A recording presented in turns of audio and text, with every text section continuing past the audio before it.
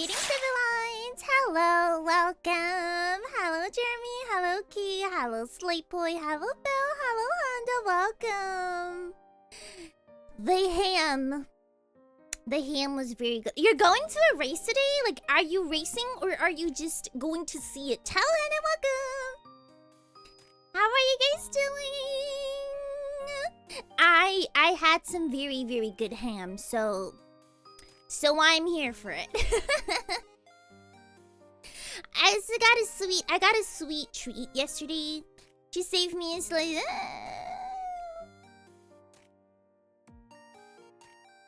don't know about that one. Not too sure about that one. But oh my goodness, it was huge. I didn't know that it was 800 grams. And then when I was asleep, I heard the doorbell ring, and then I was in my room just doing my thing, and then my roomie comes in. My roomie comes in, like, think fast, and then they throw this 800 gram of ham at me, and I'm like, oh, sorry, welcome. How are you doing? I got a whole block of ham thrown straight at me, and my roomie was like giving me a giggle. They were like giggling at me as I lost my hand. It was a really clean shot. It was a really clean shot into wherever it hit. Man, it was so good. The 800 grams for. Oh, hey, hello, Devin, welcome. 800 grams for. Wait, how much was it? Let me look it up. I don't know. It felt like a pretty good deal because some of the other ones that you can get here are not as good. 5,000 yen in USD. Okay, it was $33. It was $33 for 800 grams of ham, and it was imported. It was an imported brand, so I was like, whoo! But also, it's like not good because I'm going to get addicted to this, and And I'm gonna occasionally have the temptation to buy some ham every once in a while. You were way off for what? The price? For the price of the ham? Do not eat. Why? I know that feeling, right? I hate when I reach my hand, my little fingies, into like a really expensive thing, and then I like it, and then I'm like, oh no, now I have to buy this very expensive thing, but like more often, you know what I mean? And then it's like, I've set myself up for some failure here. You know, it's like when you get addicted to a smoothie, it's like, okay, fine, it's like 300 yen, it's like 150. I can pay for a 150 smoothie, but then when you like something like, oh my goodness, when I was in middle school, I developed this intense love for sashimi, and for a middle schooler, sashimi wasn't really something I could afford, but I craved the raw fish, you know, and so much of my allowance went to it, and I was like, damn it, couldn't I have gotten into like a cheaper food, like potato chips or something? Please subscribing to Seion Aera! You pop into this random person's stream, not expecting it to be anything, and then suddenly you've put yourself $500 into a hole. And you're drinking ice soup. Oh, Vego, welcome. Yeah, tomorrow I gotta leave at 10, I think. Which means I have to get up and do my makeup at 9. Yeah, okay, I can do this, y'all. I can wake up at 9. I can do this. I stayed because I don't know why. I feel like most Nebulites will have the same experience. They'll be like, I just found myself here. And then for some reason, I'm still here. Was there a reason? No, not specifically. I just found myself here and now here I am. That is often how it goes. I can't find the exit. I have hidden it from view. I have hidden it from view. I've made it very clear, just so that no one else is able to find said exit. I'm locked in a basement. Are you locked up in the basement of the leg that I have? But yeah, we had like a whole leg in the basement. It was now that I think about it. I wonder how much that was, because if a small block of 800 grams is like $33, it has to be at least 200, right? For the whole leg. It was a really big leg. Really big. And every once in a while, I would just kind of like go into the basement. Because it came with the... There's like this huge wheel. The blade wheel. And then you would cut off slices with the blade wheel.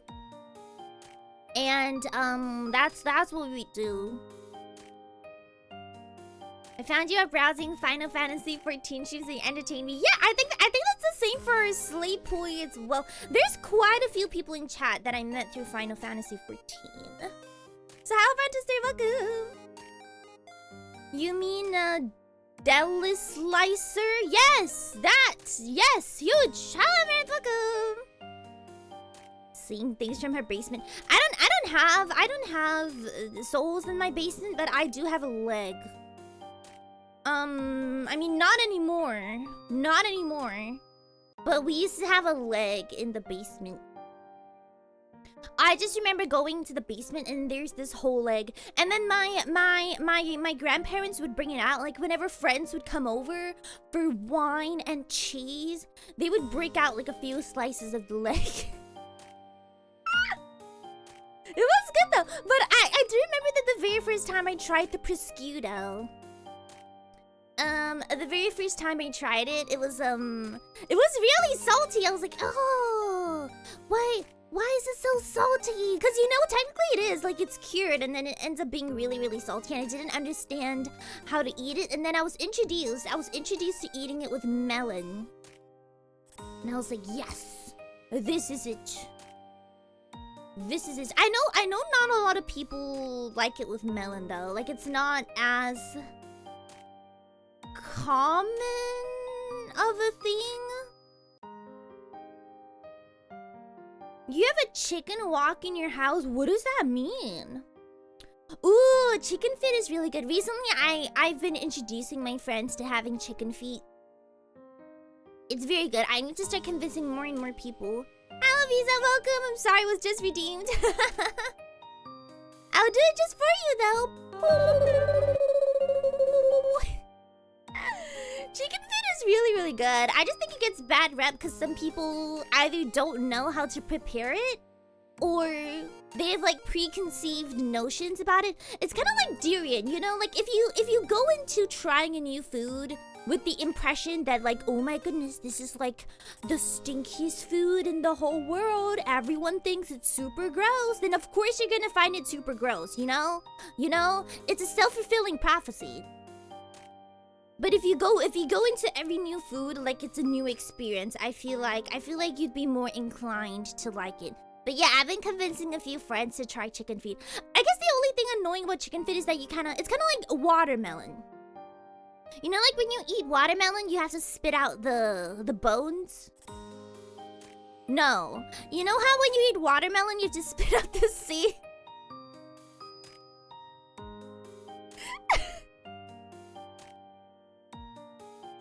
That one. It's kind of the same. If you have chicken feet, you have to spit out the bones. A fertilized decade, that's balut, right?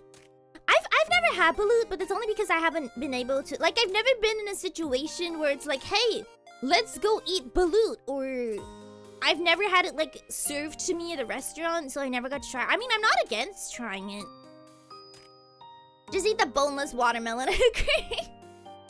But yeah, chicken feet do have bones. How does a chicken walk if no bones? Huh? I think. I don't know. Can you walk without... Well, I guess snakes. Do snakes have bones? Do snakes have bones? No. Right? No. No. Yes? Okay. So snakes have bones. You learn something new every day. Hi, Mama, welcome. Bugs have bones. Is there anything in the world that doesn't? No, jellyfish. Jellyfish don't have bones. Right? Oh, it's Seion Aera. It's Cupid. Welcome. But the bones are on the outside. Uh-huh. Octopus? Do octopus? Oh, really? Invertebrates do not have bones. Oh! I don't get it.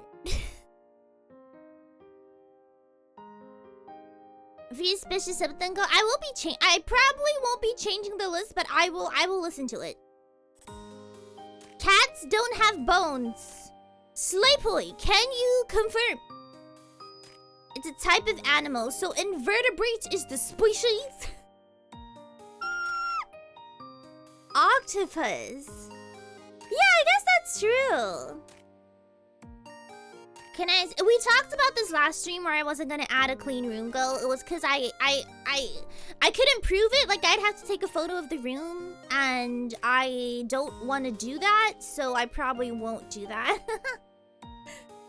Squids? No, that's not true. Squids have bones. I remember my mom cooking squid and then like removing like this huge transparent thing in the middle. That might have been cuttlefish. No, it was a squid. No, it's a squid. It's a squid. You know, like in the triangle part of the head. That is a beak. No, beaks are for birds. Squid. No. Listen. Beaks are for birds. They're like natural plastics. You mean my mom has removed the microplastics? Hello, Nova, welcome. How are you doing? No, but I want the microplastics. I want the microplastics. My mom has been removing the plastics from my meal this whole time. Girl, that's a macroplastic. See, octopus have bones. Thank you for I mean, it's not a beak, but thank you for validating me. How can squids have beaks. I've been also told that birds have tentacles. Yes. Does Seion Aera have a beak? Am I a bird, Sleepboy? Am I a bird? Squids are birds. You're so right! Squids are birds!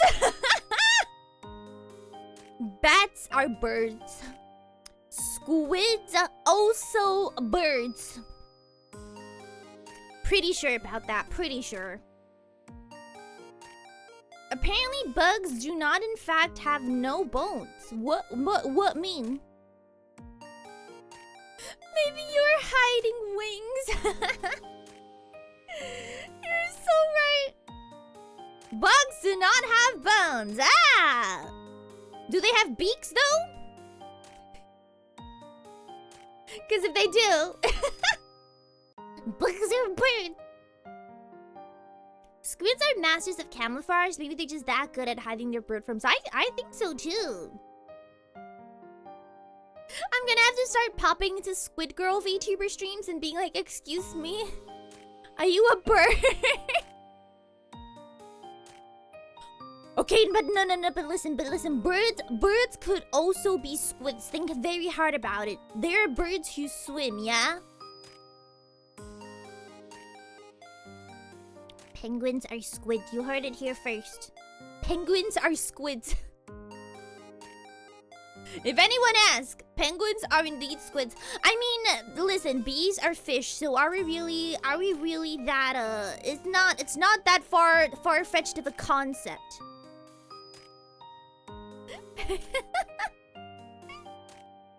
Penguins are flightless squids.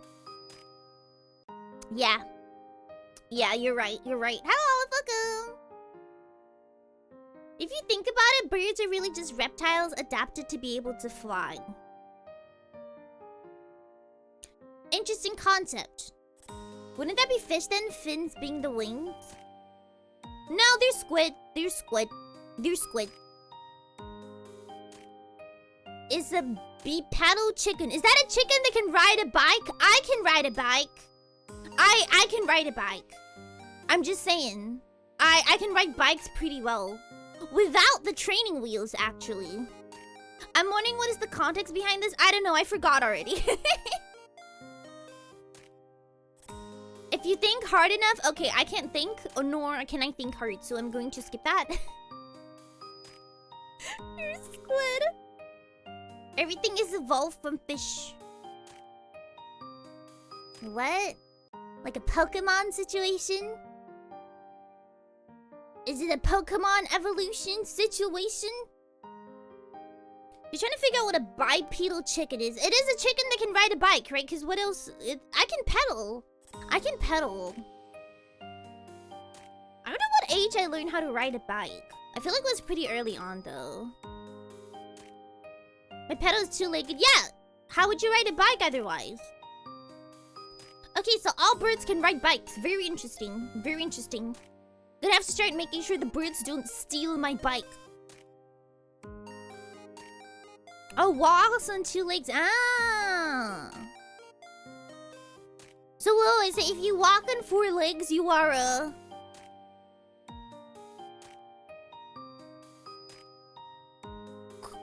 Four pedal! Okay, moving on. They can, but they don't know how... By the way, how many of you guys don't know how to ride a bike? I feel like it's becoming more and more common. I actually know a lot of friends who don't know how to ride a bike. But I guess it's not something that naturally comes up, right? I mean, I can't skate. I can't skate. But a lot of my friends do. I guess it's not something that you naturally learn if you live in a place where biking is not all that common anyway. They don't have bird-sized safety gear. I have never worn safety gear on a bike. Now that I think about it, maybe my mom was not as responsible as she should have been. Oh, you guys can't ride bikes? Is it just because you grew up in places that it's not common to just ride a bike around? For me, it was because the place where we used to live, like they had a lot of things that were very far away. Thank the Subnova. It's like they had the store. Let's say the supermarket was like 20 minutes away, and at that time there was no public transportation in the area because we basically bought a house in like a super upcoming new area that didn't have public transportation yet. So my mom basically had to ride a bike to the next town over to get groceries sometimes, and sometimes I would go along, and so she felt like I needed to learn how to ride a bike just so that I didn't have to walk everywhere.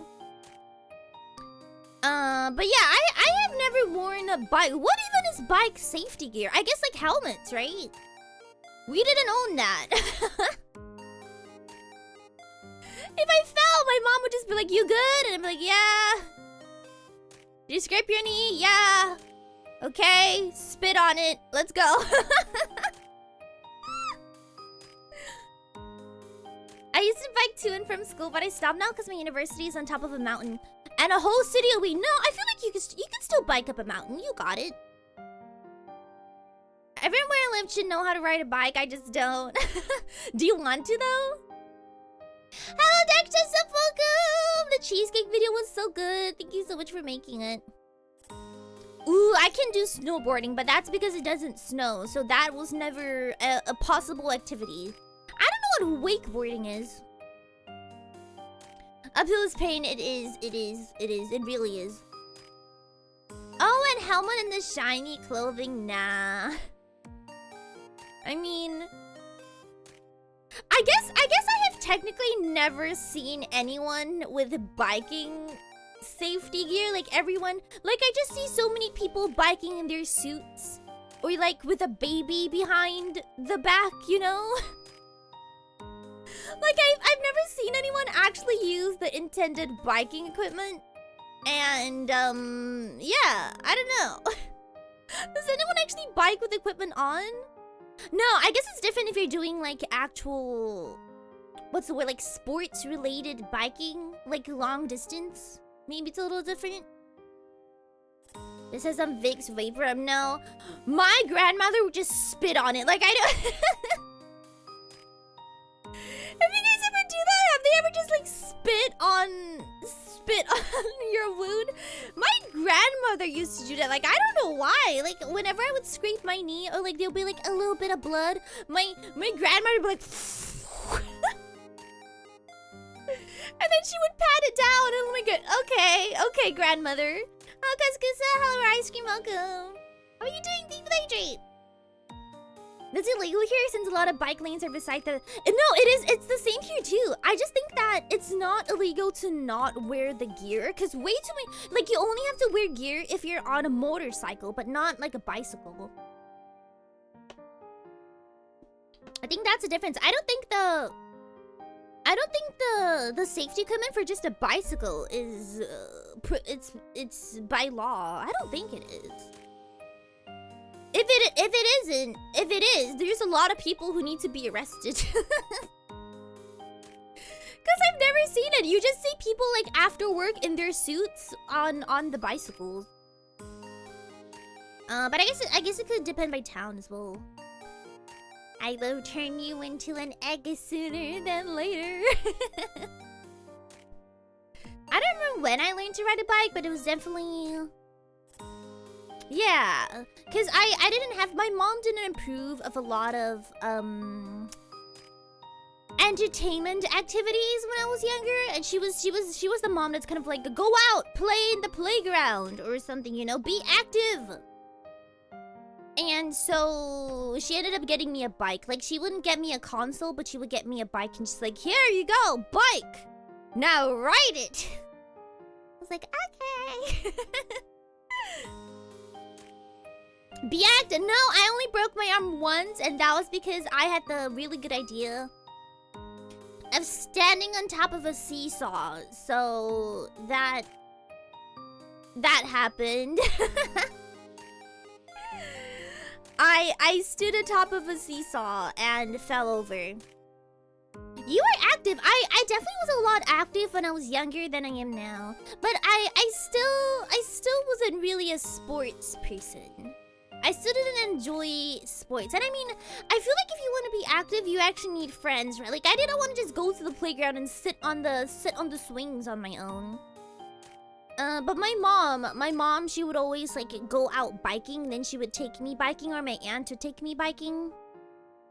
Yeah, I didn't really have a lot of friends. That started at a young age. Yeah, we never really owned helmets or anything. Like, if you fell, you just fell. One time, my mom fell with me in the backseat. Because we had a bicycle that had kind of like a baby chair at the back, and I was definitely too big for the baby chair, but I would get in it anyway. And one time we fell. One time we fell, and then I had like bruises all over, and so did my mom, and she was like, "You good?" And I'm like, "Yeah." And then we're like, "Okay," and then we just got back on. Like we just took it like a champ, you know. So yeah, no equipment. McMahon, every time you say that about the no equipment thing, I mean, I don't know. I guess my mom was just very... She was strict about certain things, but not so much about other things. Like, she would be like, you can't go to a friend's house, that's dangerous. But at the same time, she would also be like, just jaywalk. What's gonna happen? Just jaywalk. Like, the way her brain would perceive danger, it was pretty interesting now that I think about it. But no, friends, I mean, it's okay. I'm pretty much used to it at this point. After getting home, you just be so sleepy. Why? Is that linked to something? I used to play soccer in the street, the neighbors' kids. See, that's not really a thing here because everyone lives in like high-rise flats. And you don't really, it's not like in the American sitcom. Sorry, those are like my only thing to reference. Where like everyone's houses are next to each other and you'll introduce your child to like the neighbor's child. It's more of like everyone is very like closed in. Like you don't really talk to your neighbors. Talking to your neighbors is kind of weird.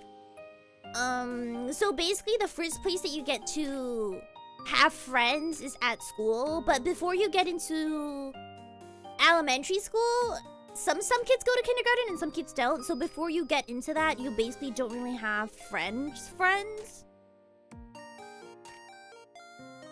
Jaywalker? Yeah! I would always jaywalk on the way to school because it was like a really roundabout way to get to the crossing, like the lights, and my mom would just be like, okay, come on, we're gonna jaywalk. And then it was so funny because there was one time that when I was doing that on the way to school, my teacher caught me. She caught me doing it, and then she called my mom. She was like, I need you to know that your child was jaywalking. And my mom was like, yeah, what about it? She's like, yeah, I taught her to do that. What's wrong with it? And my teacher was shook. It was really funny. Your body is too busy healing the injury so you become sleepy. Oh, is that true? Is that why I'm sleepy all the time? I waved hi to my elderly neighbors, and one day they gave me a duck eggs and oh, that's so sweet. Yeah, what about it? Wanna go? She would encourage me to do some things, but then stop me from doing other things. It was very interesting what my mom thought was thought was okay to do versus not okay to do. But yeah, I don't really remember having a culture that, and I don't think this is just me. I feel like this is for everyone. Like, you don't really talk to your neighbors. It's not that normal. Thank you for following, Gyro. Welcome to the Navy Nation. How are you doing? Welcome. But I mean, I do envy people who live in those, like my roommate,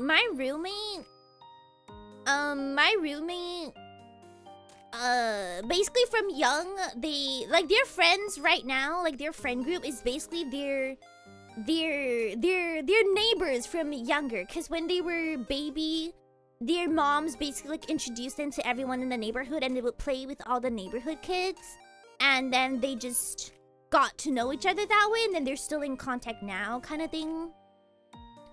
And I don't know, I'm kind of jealous of it. Like, wow, imagine having just like a set of friends. Could that be me? I don't know. I guess, but I guess if you live in like high-rise flat, it's less common to introduce yourselves, right? Like, I have this image that if you live in like landed properties, like bungalows or like normal housing, then it's a little bit more normal to like introduce yourself to the neighborhood. But the whole neighborhood thing was not very common. Mihana is too busy peeing in pools. You gotta pee in one pool a day, Hannah. That was the rule. That was the rule. You know, webinar, send me the link. I'll pop in a Seion Aera. Or just randomly pop in. Oh my goodness, one of my friends actually did that when we were doing online classes in college. I don't know who it was, but someone in the group sent the link of our class to... You know how there used to be this kind of like prank sites where like they would join your online class and like, for example, stage a robbery in the camera, or like they would put on a gorilla suit and join your class or something like that. One of my friends did that, not my friends, but like someone in my class did that one time. Like, they just invited this random person. It was a good meme. It was a good age. Send me the link. I'll pop in and sleep poop.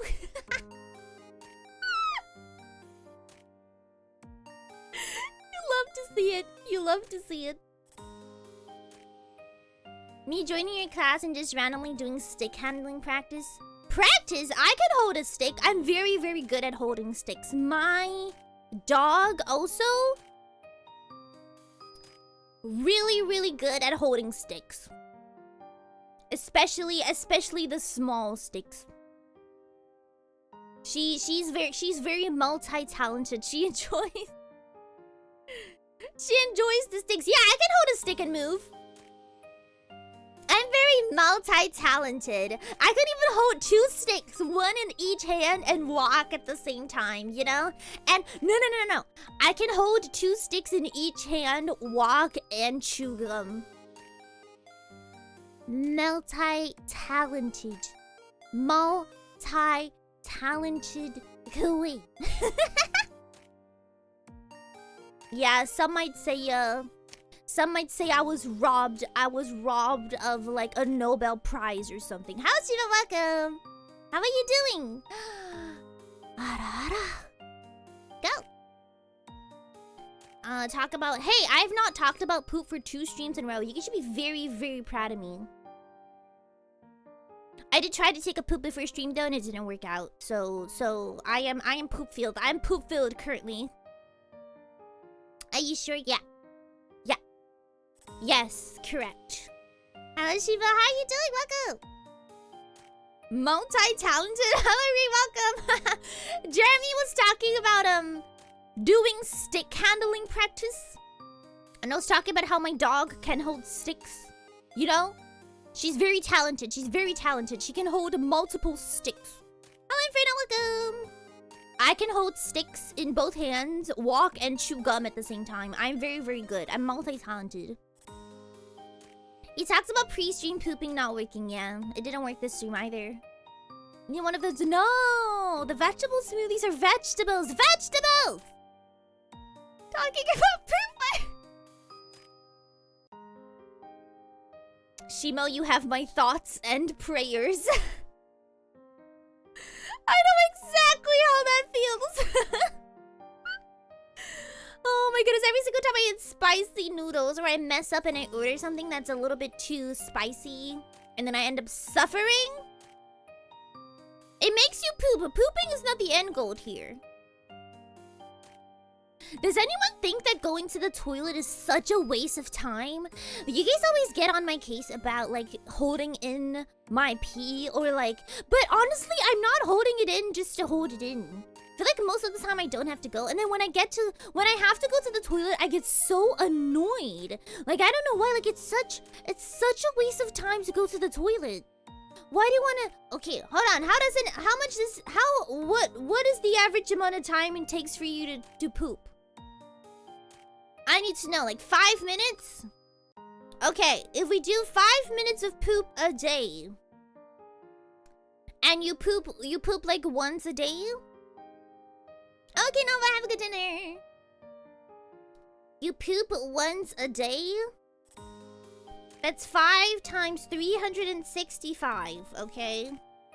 So you're pooping for 1,825 minutes on average a year. How long will you live? Let's just count 60 plus, let's just count like 60 years, okay? Times 60. Okay, and then we convert this to hours. Okay, you are wasting 1,825 hours in a year. Just to poop. You know how many things I can be doing with those hours? You know how many things? Only once? Yeah, do you guys poop more than once a day? I was always told that every day you need to pee 3 times and you have to poop once. Like that's the normal. Right? Like on average, the normal amount is like 3 pees a day than 1 poop a day. And then if you have like more or less than that, then it's not good. I don't know. I'm not sure if... Hello, WT. How are you doing? You go to the bathroom more than 3 times to poop? Like you poop more than 3 times a day? I don't know. Let's look it up. Let's see what the recommended amount is. How many... Wait. How many times should you be pooping or peeing a day? Pooping frequency. Oh, it varies widely. As a general rule, some studies indicate that 53% of people poop 7 times a week. Okay, so it's 1 time a day. Okay. Oh no, you have to pee much more. The healthy rate of peeing is 4 to 10. Ow. I am under the recommended amount, it would seem. Alrighty, okay, so I'm not peeing enough, that's probably it. Okay, pooping anywhere from 3 times a day to 3 times a week is normal. Okay. I don't know, how do you poop 3 times a day? Peeing between 4 to 10 times a day is considered normal. Okay, so we are under. No, okay, no. Listen. It's not because I need to drink more water. It's more of like I wait until it's like a good amount. You know, okay, let's think about this as like a dustbin, like a trash bin. Do you take out your trash bin when it's not full? No, you wait until your trash bin is full and then you take it out, right? You don't take out your trash if there's only like 1 plastic wrapper in it. You wait until it's full. Sometimes you even like start piling stuff on top of it to try and fit it in. So that's it. I wait until it's like full. And then you wait until your trash bin, yeah, and then I go and pee. 3 times a day is a lot of poop. I think so too. Let's David hydrate. 3 times a day. But no, you know what? I'm not gonna talk about my roomie on stream.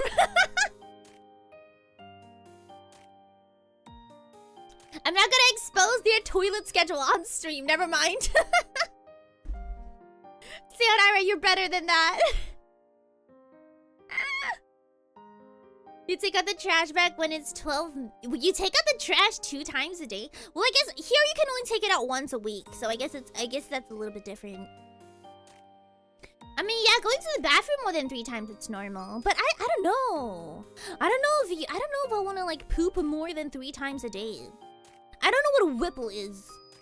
But if it's anything like whipped cream, I'm for it. But yeah, you can only take out the trash 1 time a week. So I mean, for the most part, it is kind of full. 3 times a day feels like a lot of poop. Yeah. But I guess there's some people who go after every meal. Like you eat your breakfast and then you poop, then you eat your lunch and then you poop, and then you eat your dinner and then you poop. But that still sounds like a lot. I feel like I normally only go... I go once a day for real, and then sometimes I go the second time for fun. Like, sometimes I'm just bored.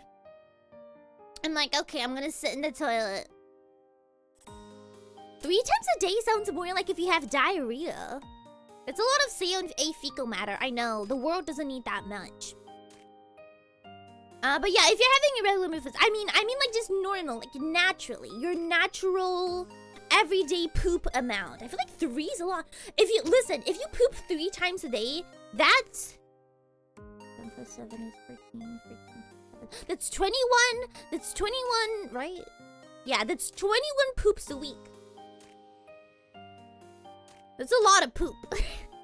That's 90 poops a month. Oh, that's 90 poops a month. It's 90 poops a month. But I guess the volume of each poop matters too. Like, are you releasing like a kilogram of poop, or you like 200 grams per? You know what? Let's not. let's not do that. But yeah, I guess the volume also matters, you know? I mean, my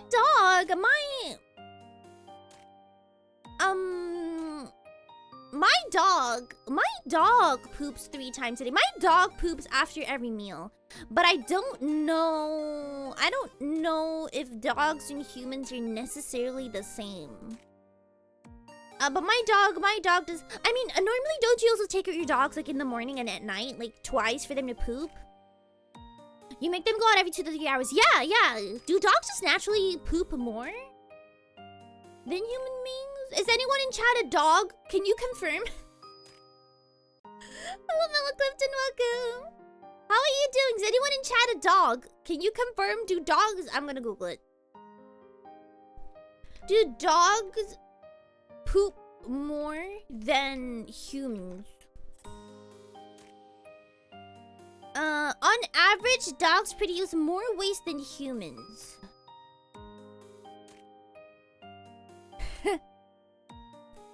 Wow, okay.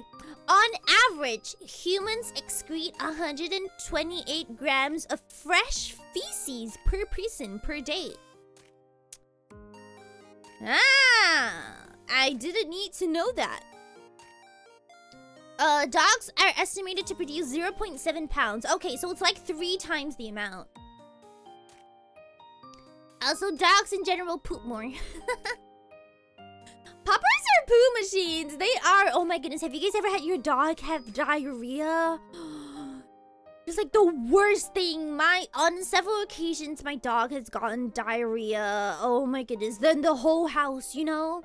Like she can't control it because it's diarrhea, and then she'll run from one room to another room, and then there'll be like a trail. There's a trail of poop behind her because she has diarrhea and she can't hold it in, so it's just coming out the other end, and then she'll start running, and I'll be like, girlie, no! It is the worst. It is the worst. Take care of your puppers. Make sure they don't get diarrhea. It's not a fun time for anyone. For anyone. As a person who has had many, many puppers, I can confirm they go a lot. How many puppers do you have? What if your dogs had Isn't that like a fatal disease? Wait, is that the one that's fatal? I've heard about it. Yeah, how many puppers have you have? That sounds like a very dangerous thing. Right? It's highly contagious.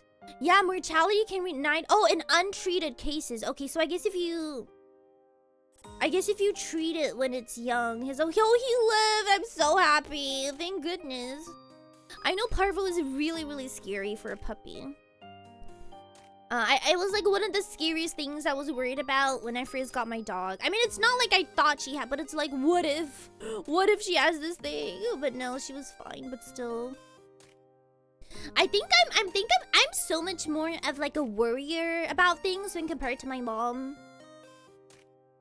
You just had dinner, I'm so sorry. Oh, massive strats, have a good lurk. You know how I was talking about my mom has a very warped sense of danger?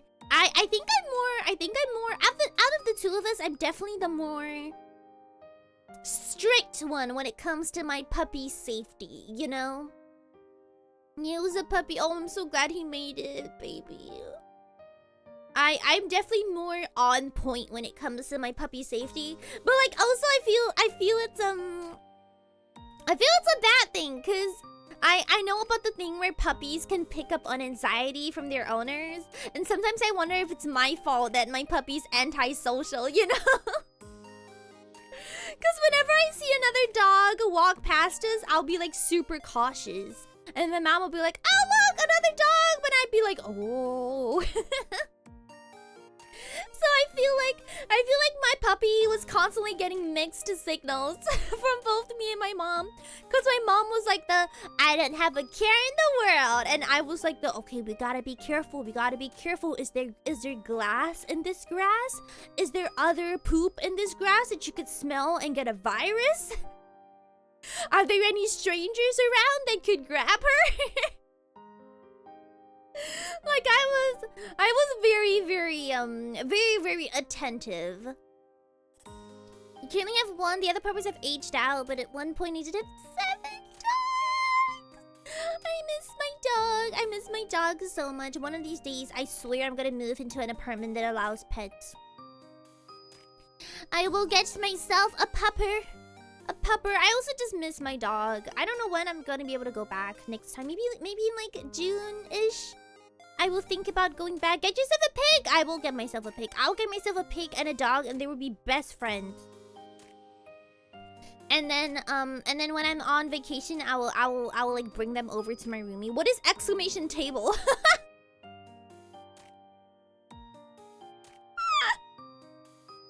Crabs, what is exclamation table?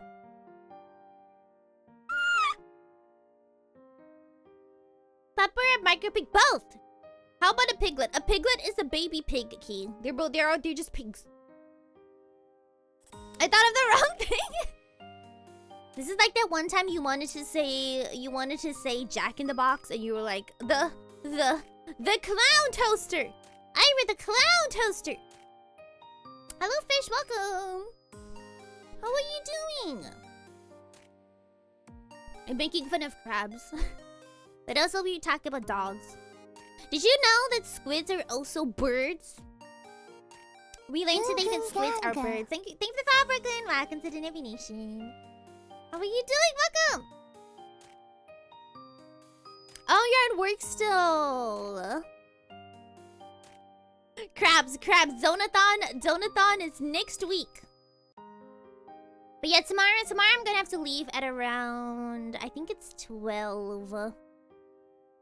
I'm looking forward to that. I made my roommate cut up like 1/4 of the ham, and we have it in like a little container. And so tomorrow I'm gonna be sprinkling ham on everything. Thanks, Felicia. Welcome to the Navy Nation. How are you doing? You're good. I'm glad to hear it. We were just talking about ham because someone bought me like aged ham off of my grill, and I'm enjoying it. I've already eaten it 3 different times today, and I'm gonna have it again after stream. I sprinkled it on top of my pasta. It was so good. And tomorrow I'm probably gonna eat it on the train. I think it's about a 3-hour train ride, I believe. So I'm gonna have some time to eat some ham. In case someone wants to drop money early, you never know. Leave work. I agree. I agree. But yeah, my birthday is on, it's in 2 days. My birthday is in 2 days. I'm very, very excited about it, but like not really.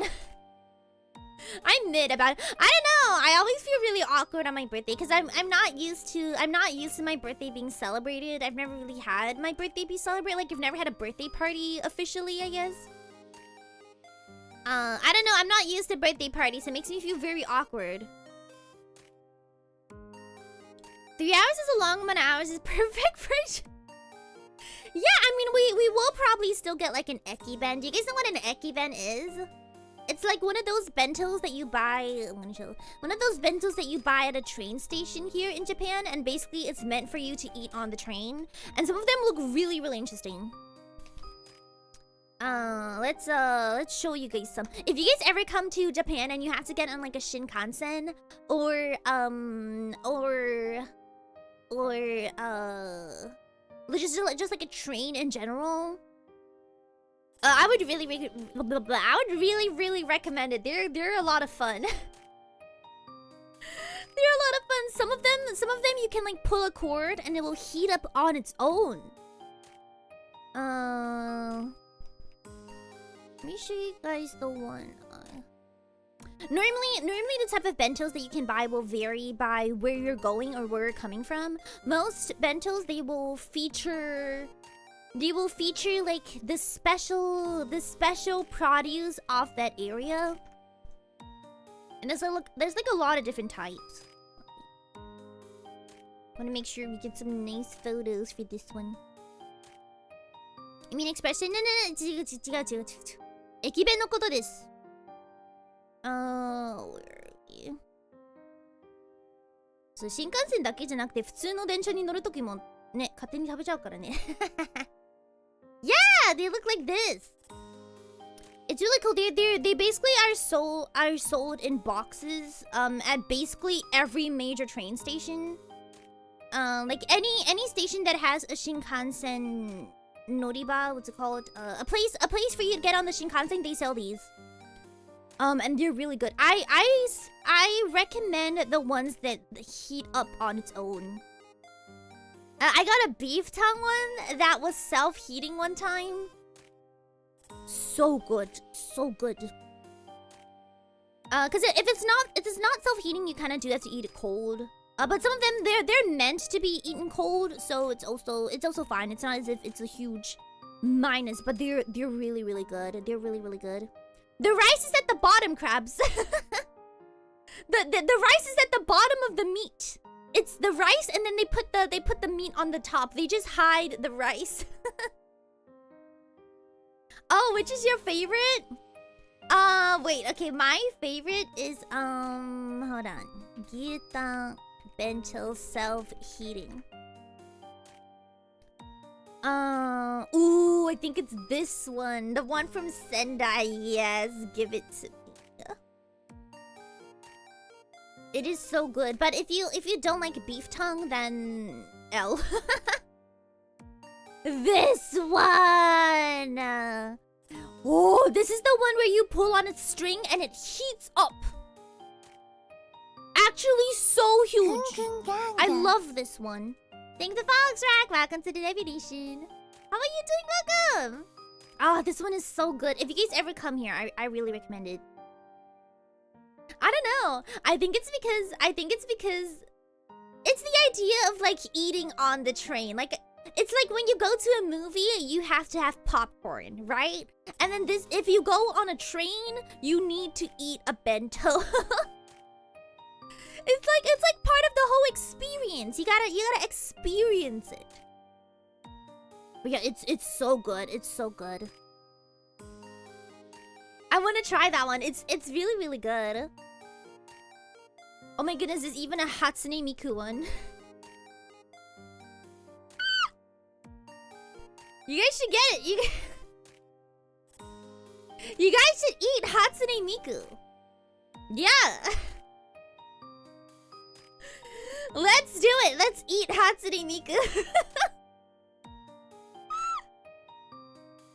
But yeah, I hope I have enough time. I hope I have enough time to get one tomorrow. I think I'm transiting at Shinjuku Station. Is there a bento place at Shinjuku Station? There is! Huge for me!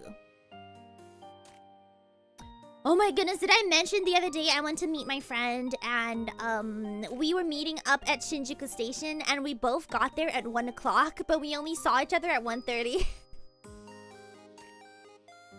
It was just a lot of, where are you? Where are you? Can you take a photo of your surroundings? What exit does it say it is?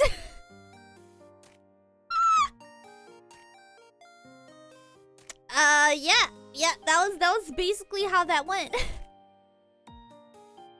I mean, I don't hate going to Shinjuku, but I really hate, I really hate trying to find people.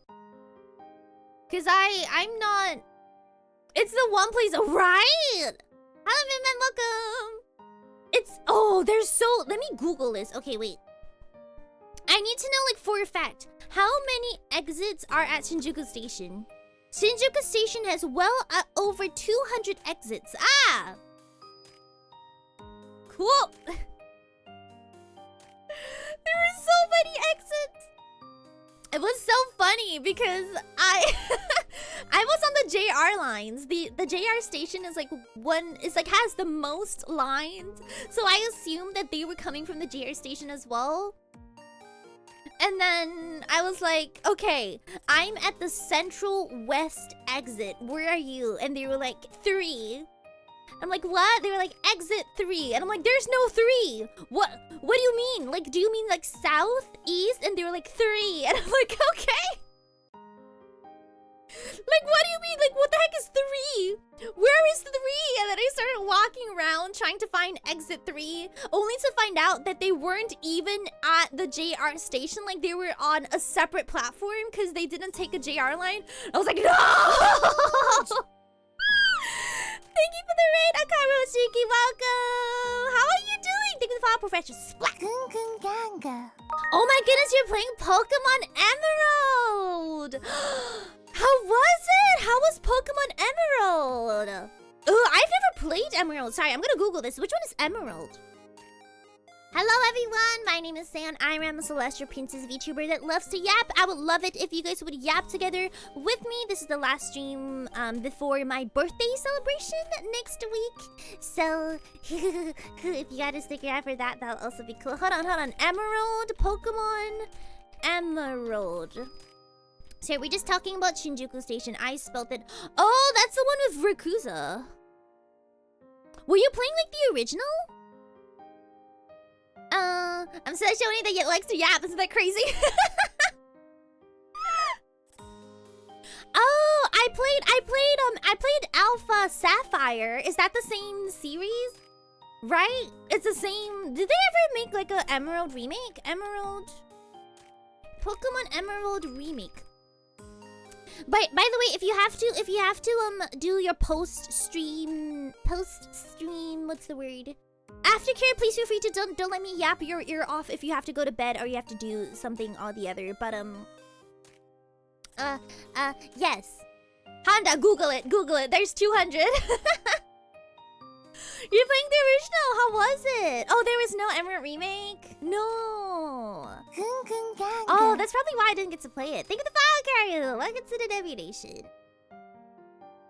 But man, that is something.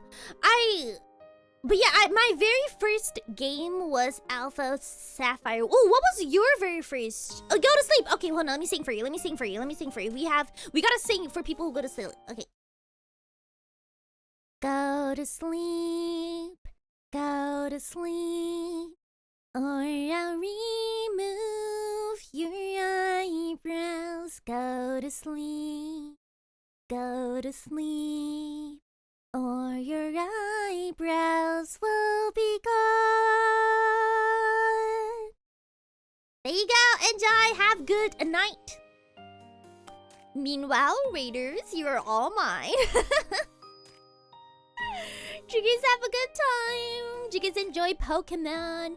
Ooh, you guys want to talk about Pokemon? How? Do you guys see the trailer for ZA during the direct? Fun of my little. Is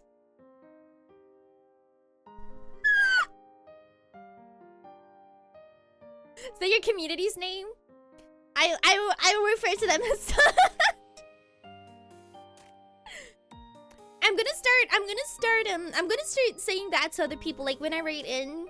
Like, have fun with my nerds. Oh, hello, Reddish Bear.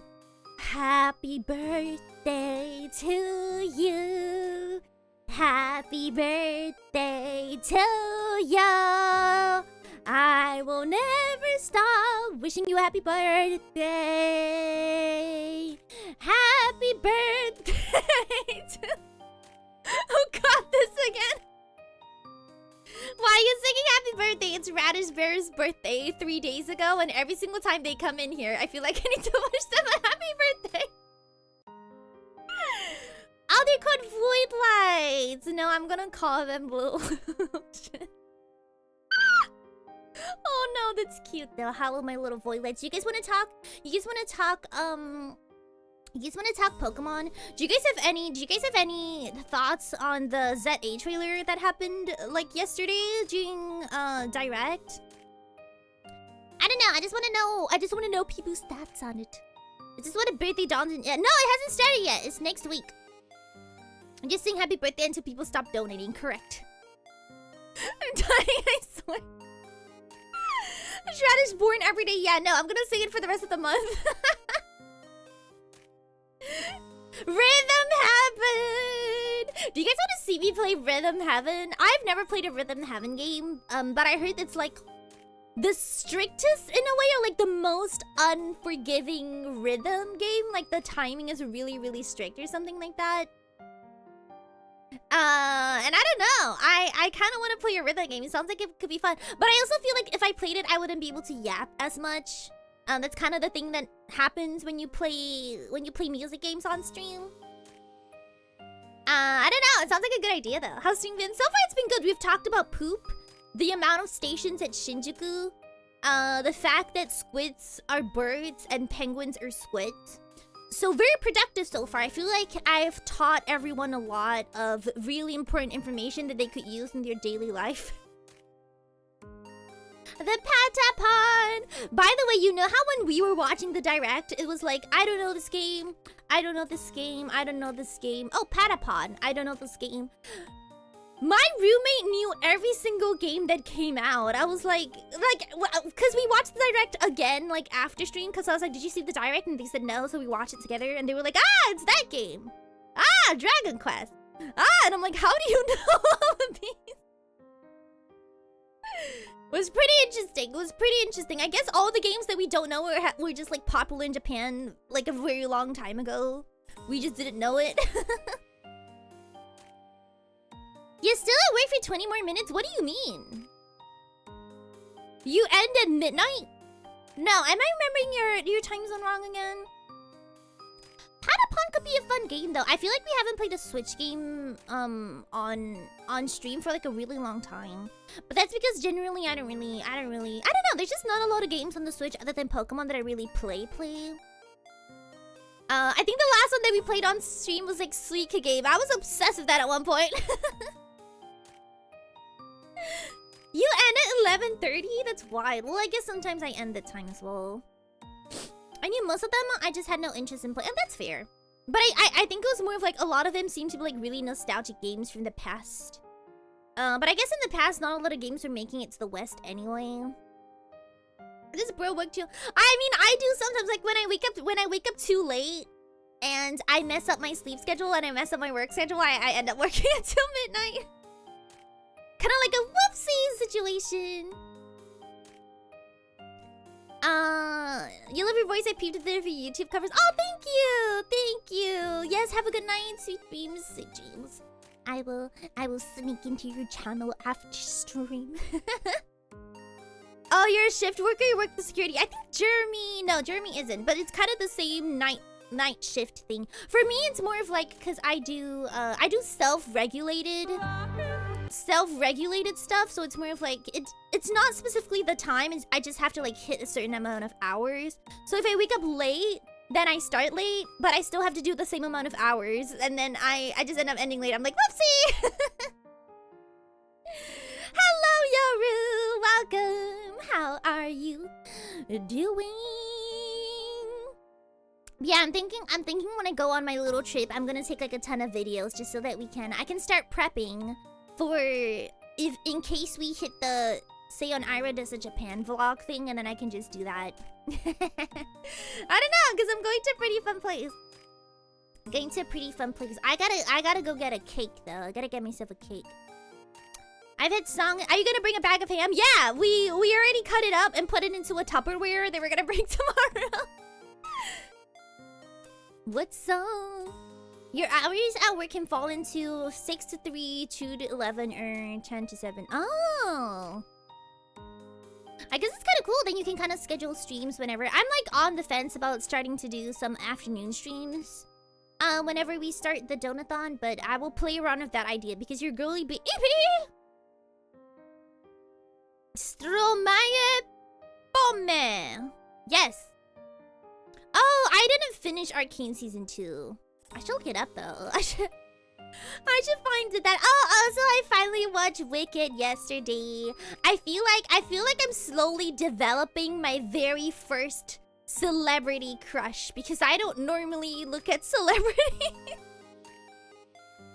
I feel like I'm slowly getting my first celebrity crush. I'm very excited about it. And then now when people ask me like, who's your celebrity crush, I actually will have an answer. And then I won't seem weird when I be like, oh, I'm so sorry, I don't know any celebrities. Who is it? Jonathan Bailey. Grahatia, the man himself. I don't know. Cause, oh my goodness, the moment he came on screen, I was like, oh my goodness, it's Grahatia. It's Grahatia. I was so excited. I was like, when is he showing up? Like, come on. I was promised Grahatia, and then he showed up. I was like, yeah. I was so surprised because I only know him as Grahatia, and I only know him as Anthony from Bridgerton. So when he started singing and dancing, I was like, oh, damn.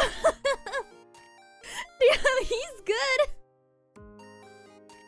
didn't think it's a YouTuber in voices, but no, thank you. I'm currently working on our third original song. We will get there. We will get there. I'm hoping I get to release it sometime sometime around June or July. That is kind of my window that I'm looking to release our next original song. But by the way, if anyone wants to hear singing, I just realized I didn't promote this in the Discord. Hold on. In about 3 hours. No, in about 6 hours.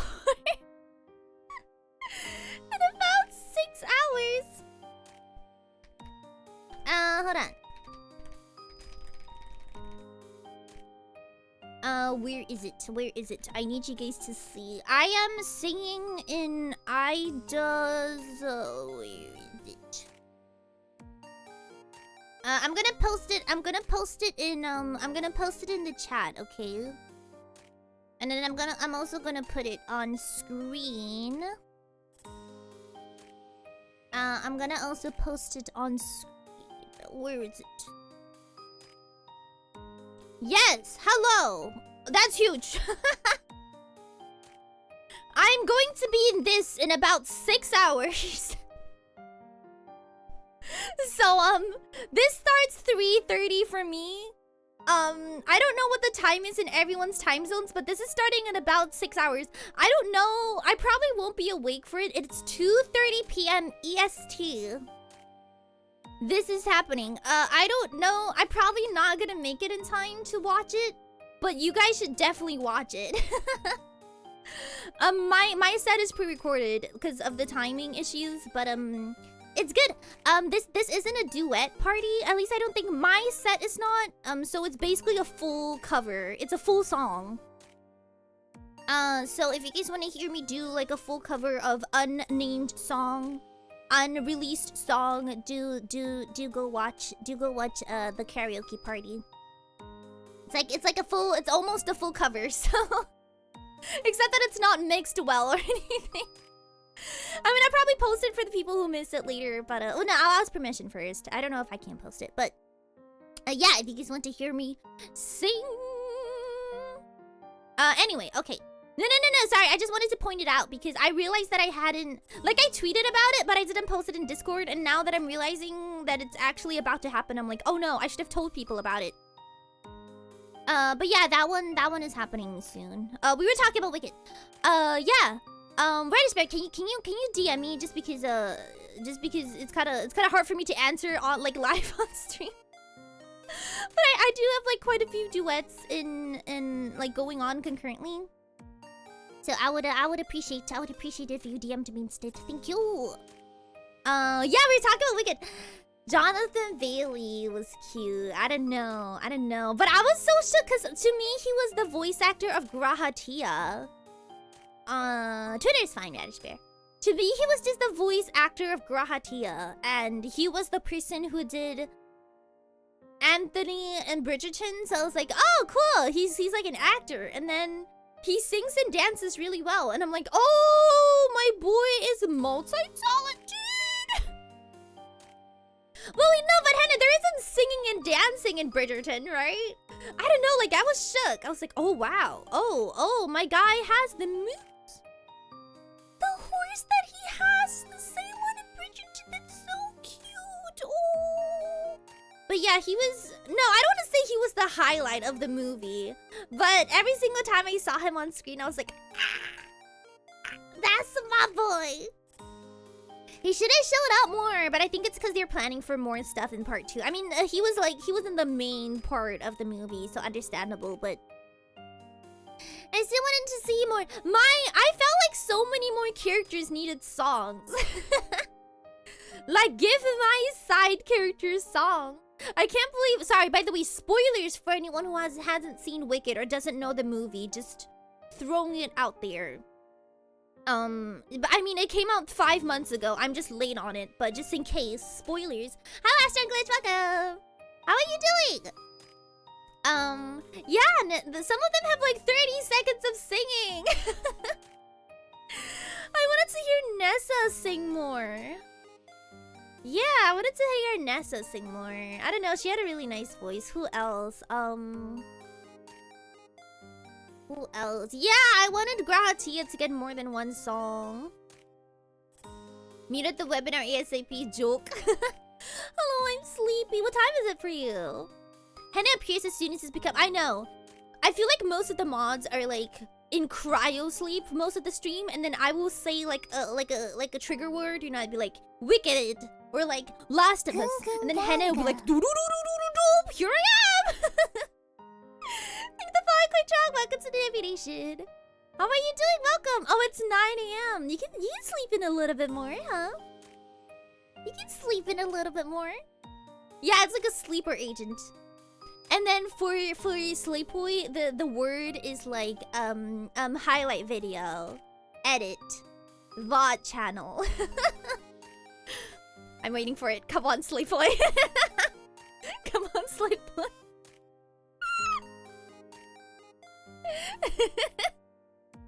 No, I summoned crabs instead. No. What was I talking about? I completely forgot. I was talking about Wicked. Yeah. But oh my goodness. Okay, I went into Wicked with like absolutely zero knowledge. I had a rough idea, like I had a rough understanding of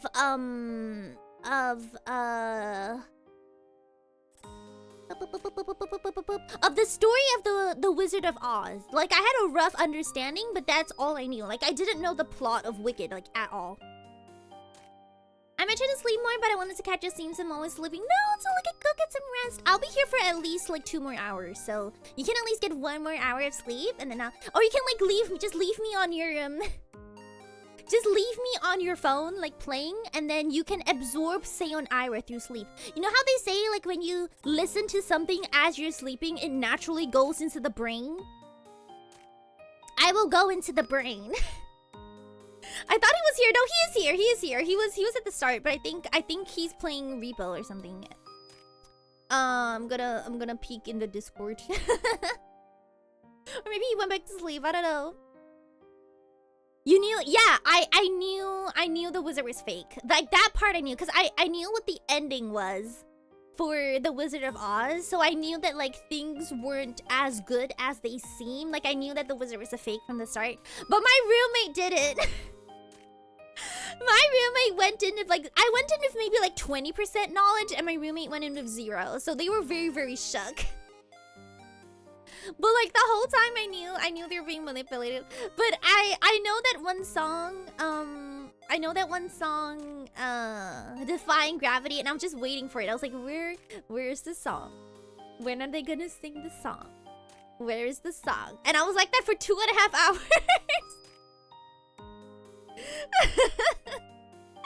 was like that for 2.5 hours. I was like, wait.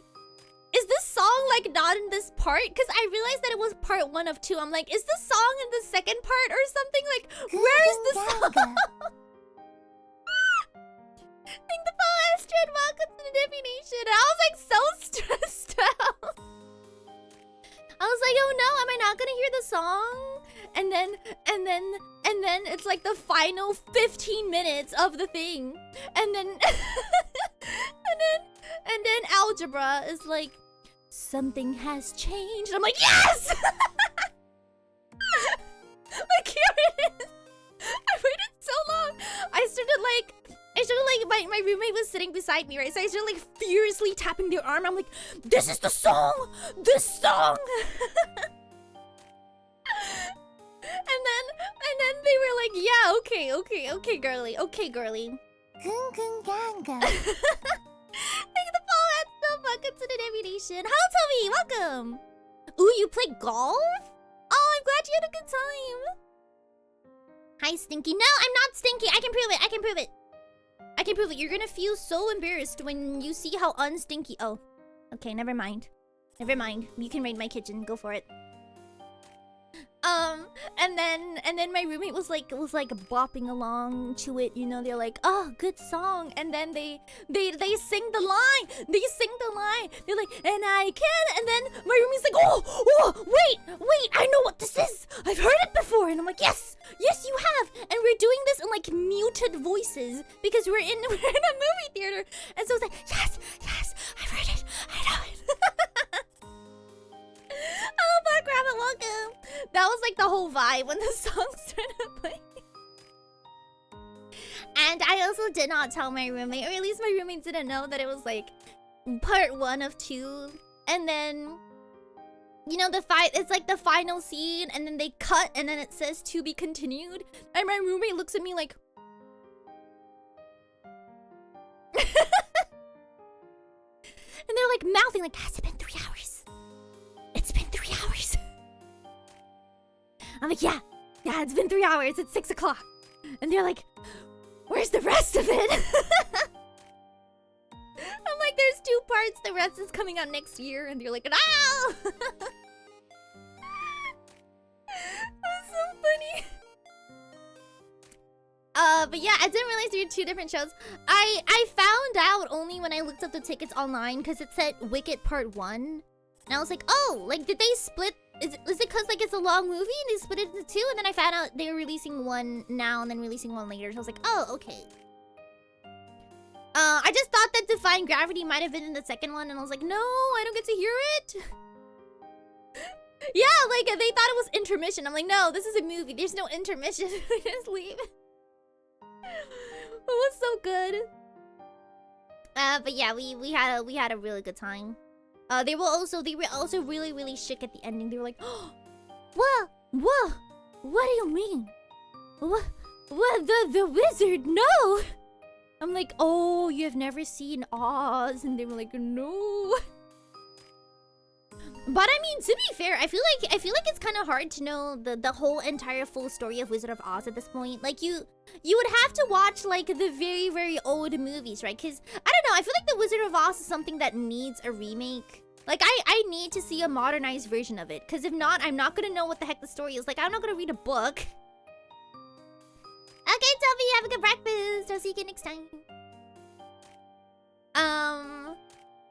But yeah, I don't know, because after we watched the movie, my roommate was like, okay, I think we need to watch The Wizard of Oz so that we have a little bit more context before part 2. And I was like, okay, but you do know that there's like no movies, right? There's like no movies of it. Unless there's like the very, very old version of it. I do not trust the modern filmmaking to make a good Wizard of Oz. What do you mean? They made Wicked. And it was great. Why can't they do Wizard of Oz?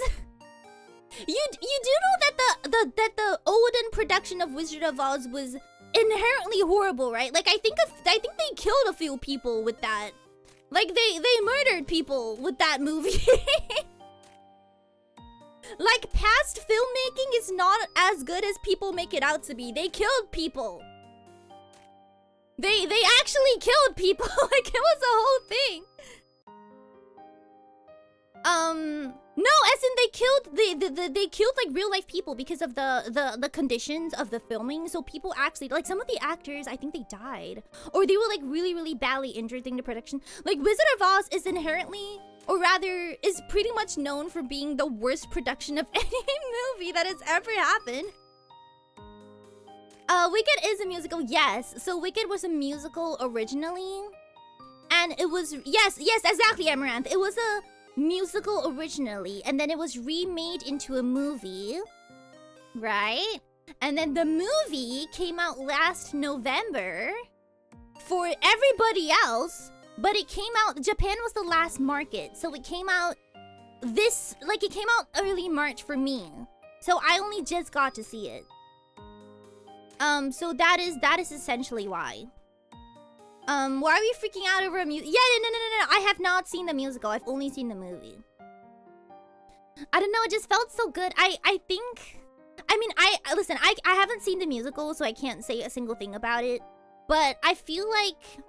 You know how there's certain movies that are really, really good to be adapted to movies, and there's some that are not? Like, for example, Cats being adapted into a movie was a horrible decision. But I feel like when it comes to something with The Wizard of Oz, where now that we have CG and all these kinds of things, and you can really make the world look so enticing. I think those movies that have like really good world building and lore, it is definitely worth it to bring it to the big screen. I think that's why I think that Wizard of Oz could yeah, I think that's why I think Wizard of Oz could be like a really good remake. Yeah, Art, you're right.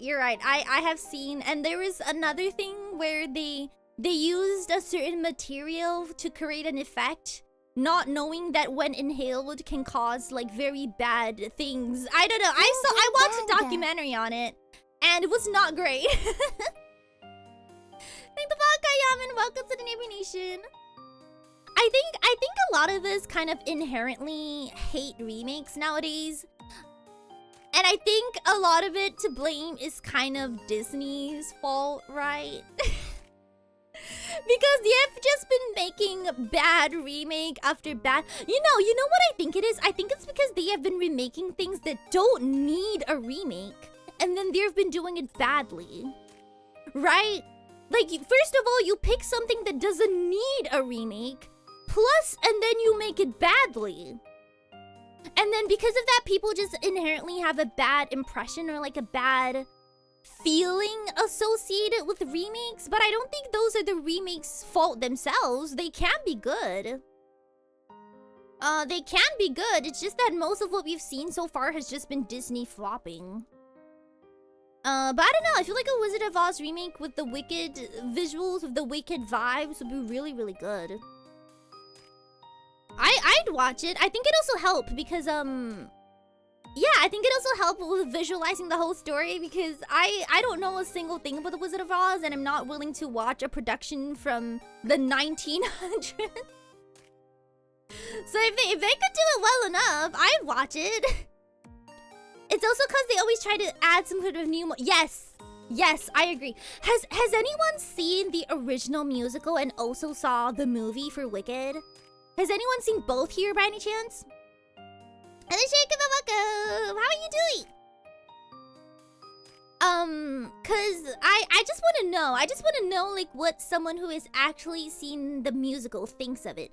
I mean, I know that the movie itself has already been like very highly rated. I just want to know if like musical fans feel like it was a respectable... It's not really a recreation. Well, I guess it kind of is. If they feel like it was a respectable remake or not. Cause I know everyone who has ever watched Cats was just very upset. You watched? Okay, so you did watch the Broadway. Okay, how did you feel? How did you feel about the movie? Did you feel like upset about it? Did you feel like, oh, we don't need a movie, just watch the musical? Because I know that some people feel that way, which is completely valid, but for me, it just makes it a lot more accessible when it's in movie form because I wouldn't be able to see a Broadway production. They don't do that here. Musical Nerds said it was really good. They were satisfied. There were a lot of references in the Wicked movie. So there wasn't like any huge bad changes or anything. Okay. But yeah, I guess opinions can be split. And yeah, I mean, there's always gonna be inherently, you know, like how you don't necessarily want to see your manga get turned into an anime sometimes. Like that kind of feeling, and you don't necessarily want to see your anime get turned into a live action. that part I understand. Like sometimes you just like one medium over the other. I was kind of against watching because I really enjoyed the musical and didn't want to taint that experience, but it was done well enough. The scene for Defying Gravity was done very well. I really did enjoy that scene as well. I don't know, I feel like it was a very good entry point for me because I do believe that they're about to do the musical version here in Japan. I think it's starting in Tokyo next year or early this year. I'm gonna Google it. Wicked musical Japan Tokyo. Cause I really wanted to see it, but then I'm not sure if I wanted my first experience to be the Japanese production of it, because you know they will all definitely take their own interpretations of the character. They will all take their own interpretations of the source material. And Yeah, I feel like it's gonna be a completely different experience. Oh wait, no, they have it. Okay, it's already shown in Osaka. When is this showing in Tokyo? I wanna see it. Is it March? The musical, no, it's not showing yet. Okay, I will wait. There were some lines in the musical that were cut, which is unfortunate. I mean, the musical was really, really long though, right? The actress for Glinda fought so hard to keep the movie as faithful as it could because at some point the director was like, let's remake Popular to be more like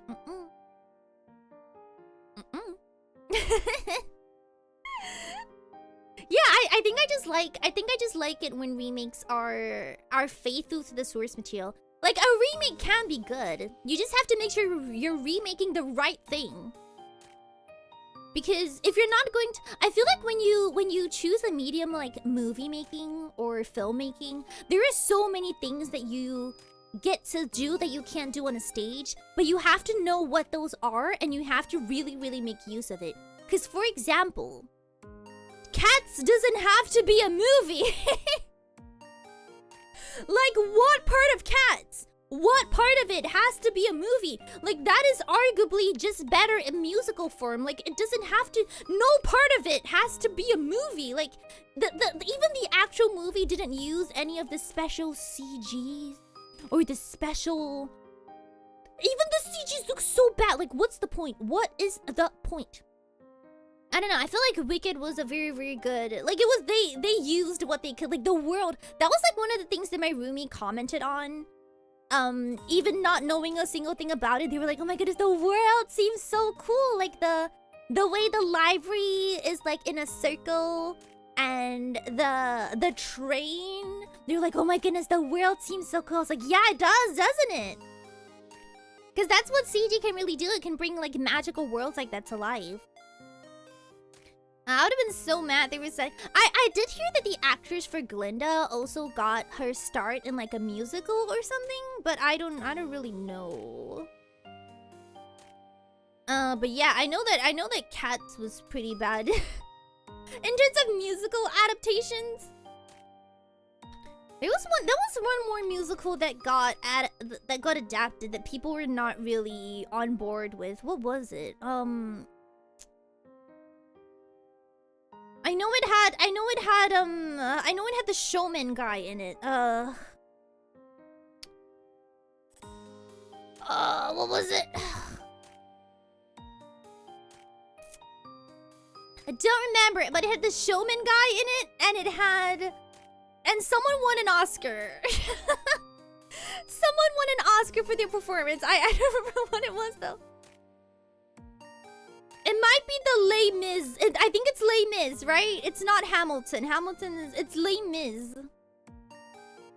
I know that some people were like 50-50 on it. But I've never seen either. I didn't see the movie, I just didn't see the musical, so I have no idea.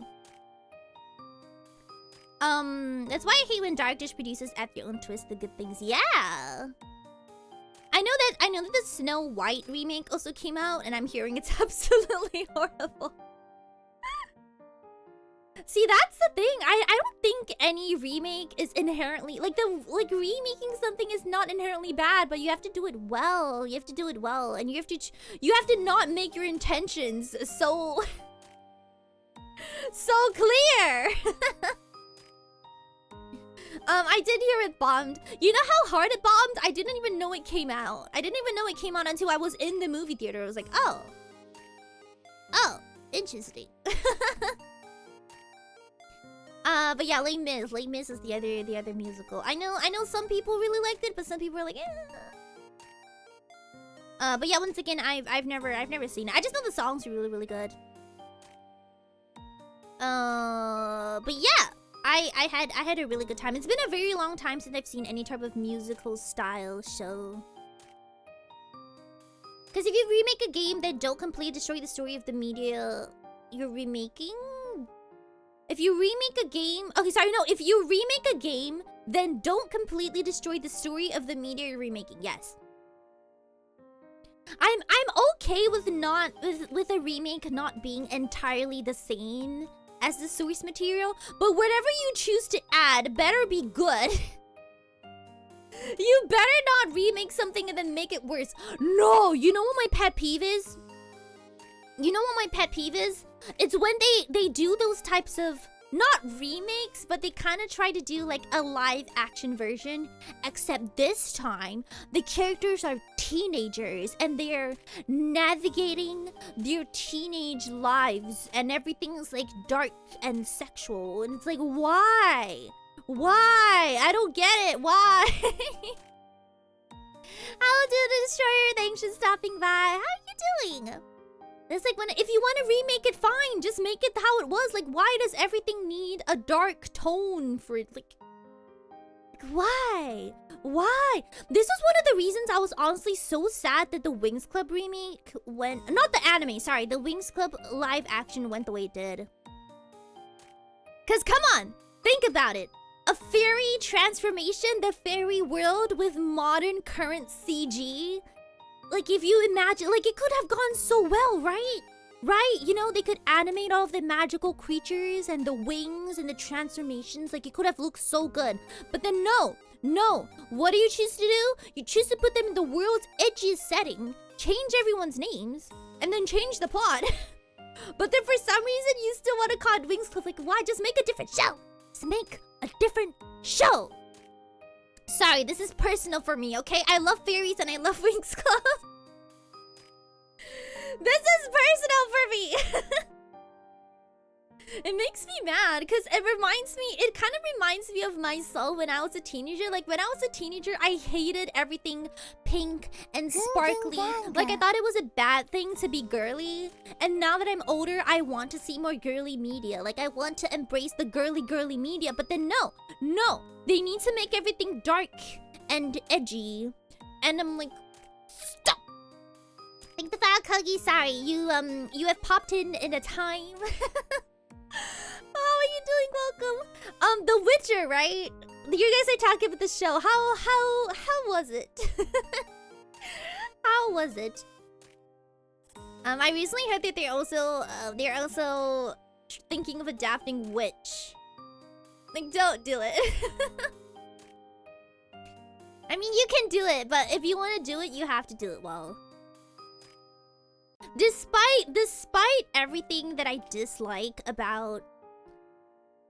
Despite everything I dislike about animation being remade into live action, I will say that at the very least, if the CG and if you invest in the CG and the world building, I will give it a pass.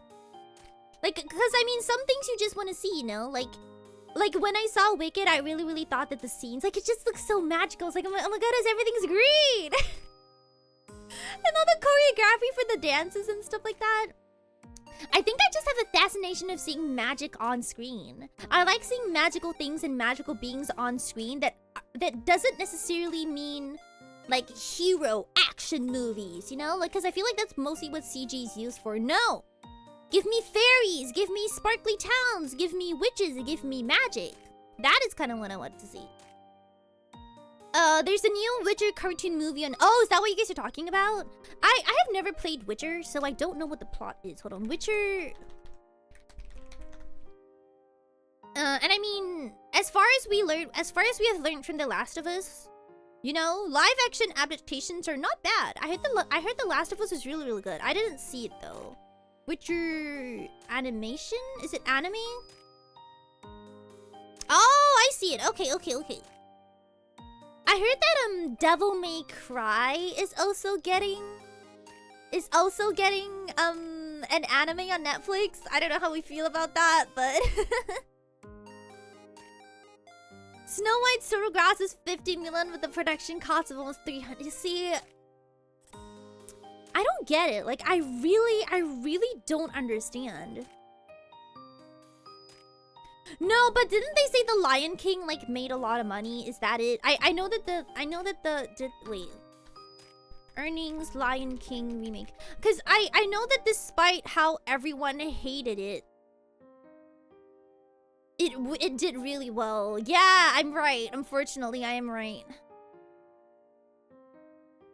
The 2019 remake was a major commercial success, becoming the highest grossing animated musical of all time. Why? See... See... I was just about to say, like, if things fail, I don't see why they keep trying. But it seems to be not true. Because the films do make a lot, so I guess I don't really know anything. You can't wait for it? Oh, it's the second ever one? Was the first one good? The Snow White flop is satisfying just because I want Disney to flop, but Rachel Ziegler, the lead, is getting all the hate. I felt that way about the remake for The Little Mermaid, too. Like, come on. Come on. She's the best vocalist I've ever heard. Don't hate on her just because you hate the remake. They need to stop casting people. They need to stop. They need to stop. I mean, isn't what's the other one? Isn't Lilo and Stitch also getting something real soon? The original DMC anime was edgy but good. It followed some of the original plot. But I guess DMC was originally Japanese media, so it's a little bit easy to it's a little bit easier to what's the word? A little bit easier to adapt.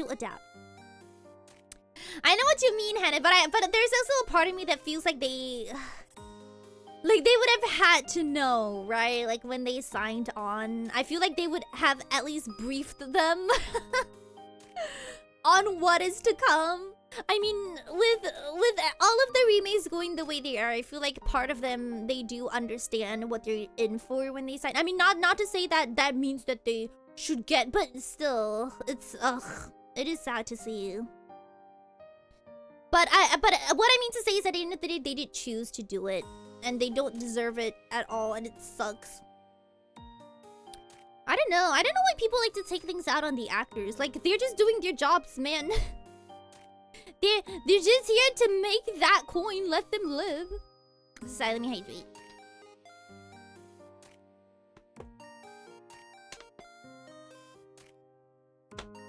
Yeah. Okay.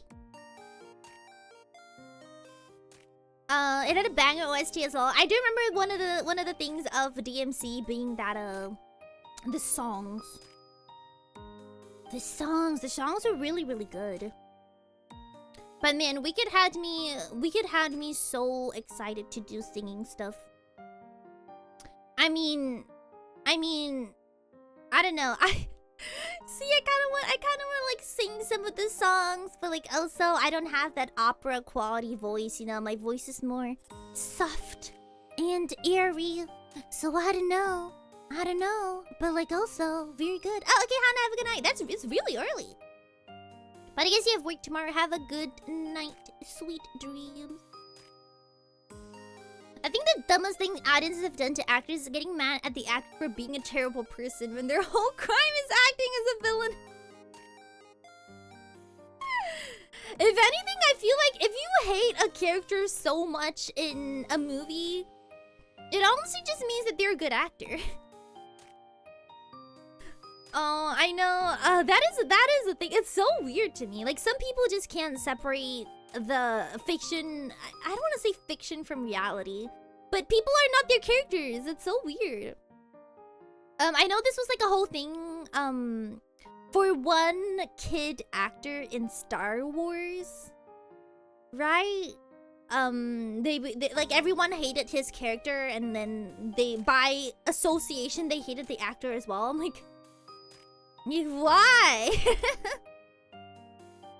People associate. I mean, I part of me does too, but not in the same way. Like, for example, if I see Jonathan Bailey, I'm like, oh, it's Grahatia.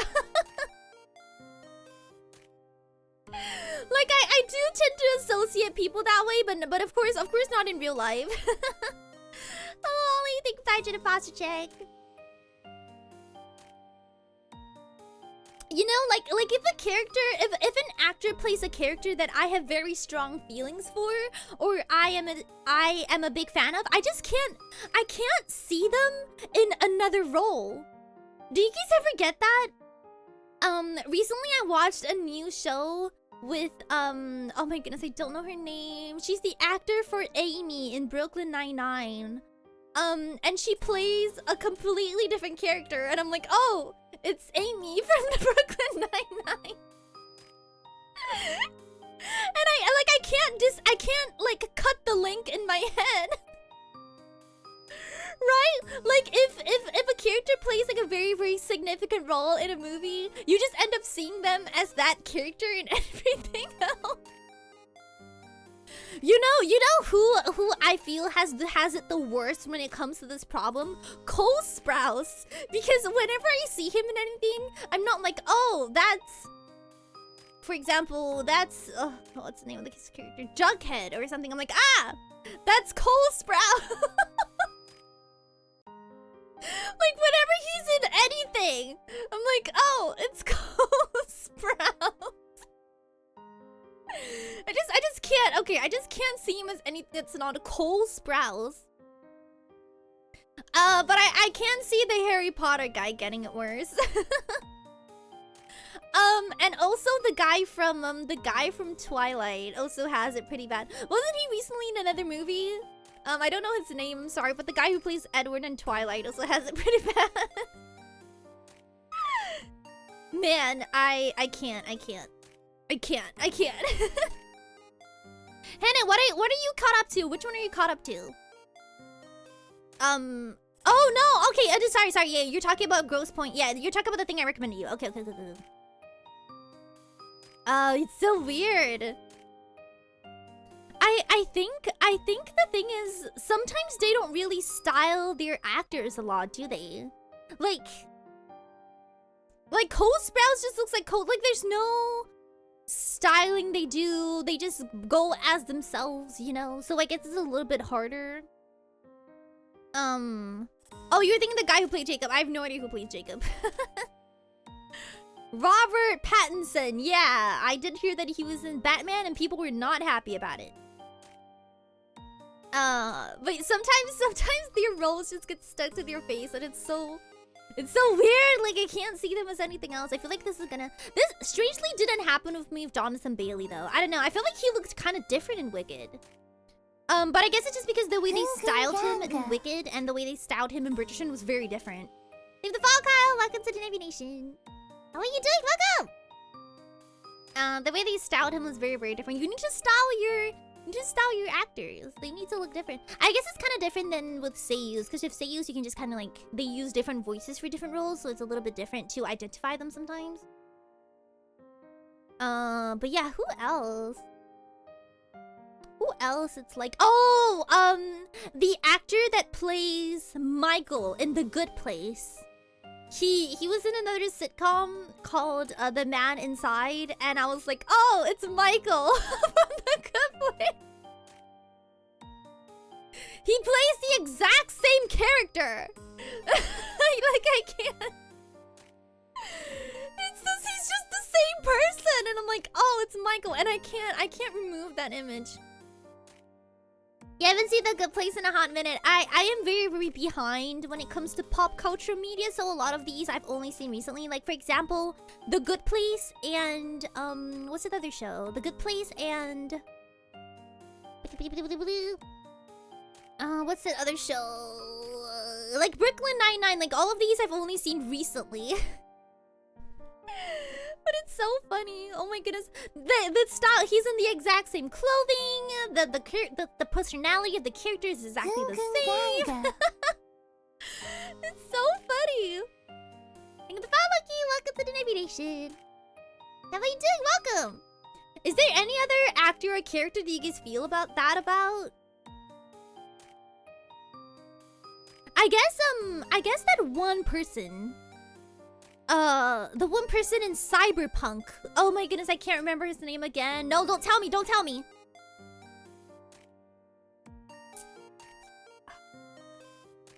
Keanu Reeves. He also has that face, right? Like whenever you see him, it's like, ah, it's Keanu Reeves. I know the name Brendan Fraser, but I don't know what he looks like. But I know the name. I don't Becky. How are you doing? Yeah, Keanu Reeves. Some of them just look very, very... They have this distinctive look, right? Do you watch Blue Lock? I do. I actually do. I haven't watched the recent season, though. Because I read the manga. I read all of the manga for it, and I basically ended up catching up with the manga instead of catching up with the anime. Because I watched the first season, and I was like, I don't want to wait. I don't want to wait like a couple of months just to see how this continues. So honestly, I'm just gonna go read the manga, and then that's what I did. Who else? I mean, to some extent, I feel like I had that problem with voice actors as well. Like before, I could only hear Miyano Mamoru as Miyano Mamoru. Whenever a character would speak and it was him, I was like, ah, it's Miyano Mamoru. But he doesn't do vocal roles all that much anymore now. His favorite character, Bachira. Didn't the second... I know that some people say they didn't really like the animation of the second season. But yeah, I'm not actively watching it anymore, but I do remember the one I did, or rather when I was reading it. Bachira's my favorite character. I don't know. I like the slightly off the rails ones. When it comes to Seion Aera, the slightly off the rails one is kind of the one I'm going for. I don't know why. It's kind of like how in Danganronpa my favorite character is Kamaida. Or in, and I know, and everyone always points this out, but in Jujutsu Kaisen my favorite character is Mahito.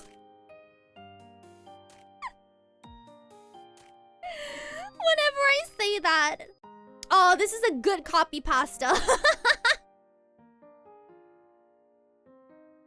I need this. I'm going to use it somewhere. It's like Hennes. They're immaculate. I will, what was it? I will live in the kitchen if they please. Ah! I live to save women. In fact, saving them is my lifelong dream. They are ethereal, immaculate. No one is doing it like them. I like how I've memorized a good half of it by now. Like a very, very, very good half of it. Close your mouth!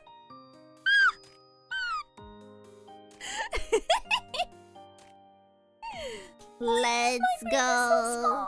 Green huge.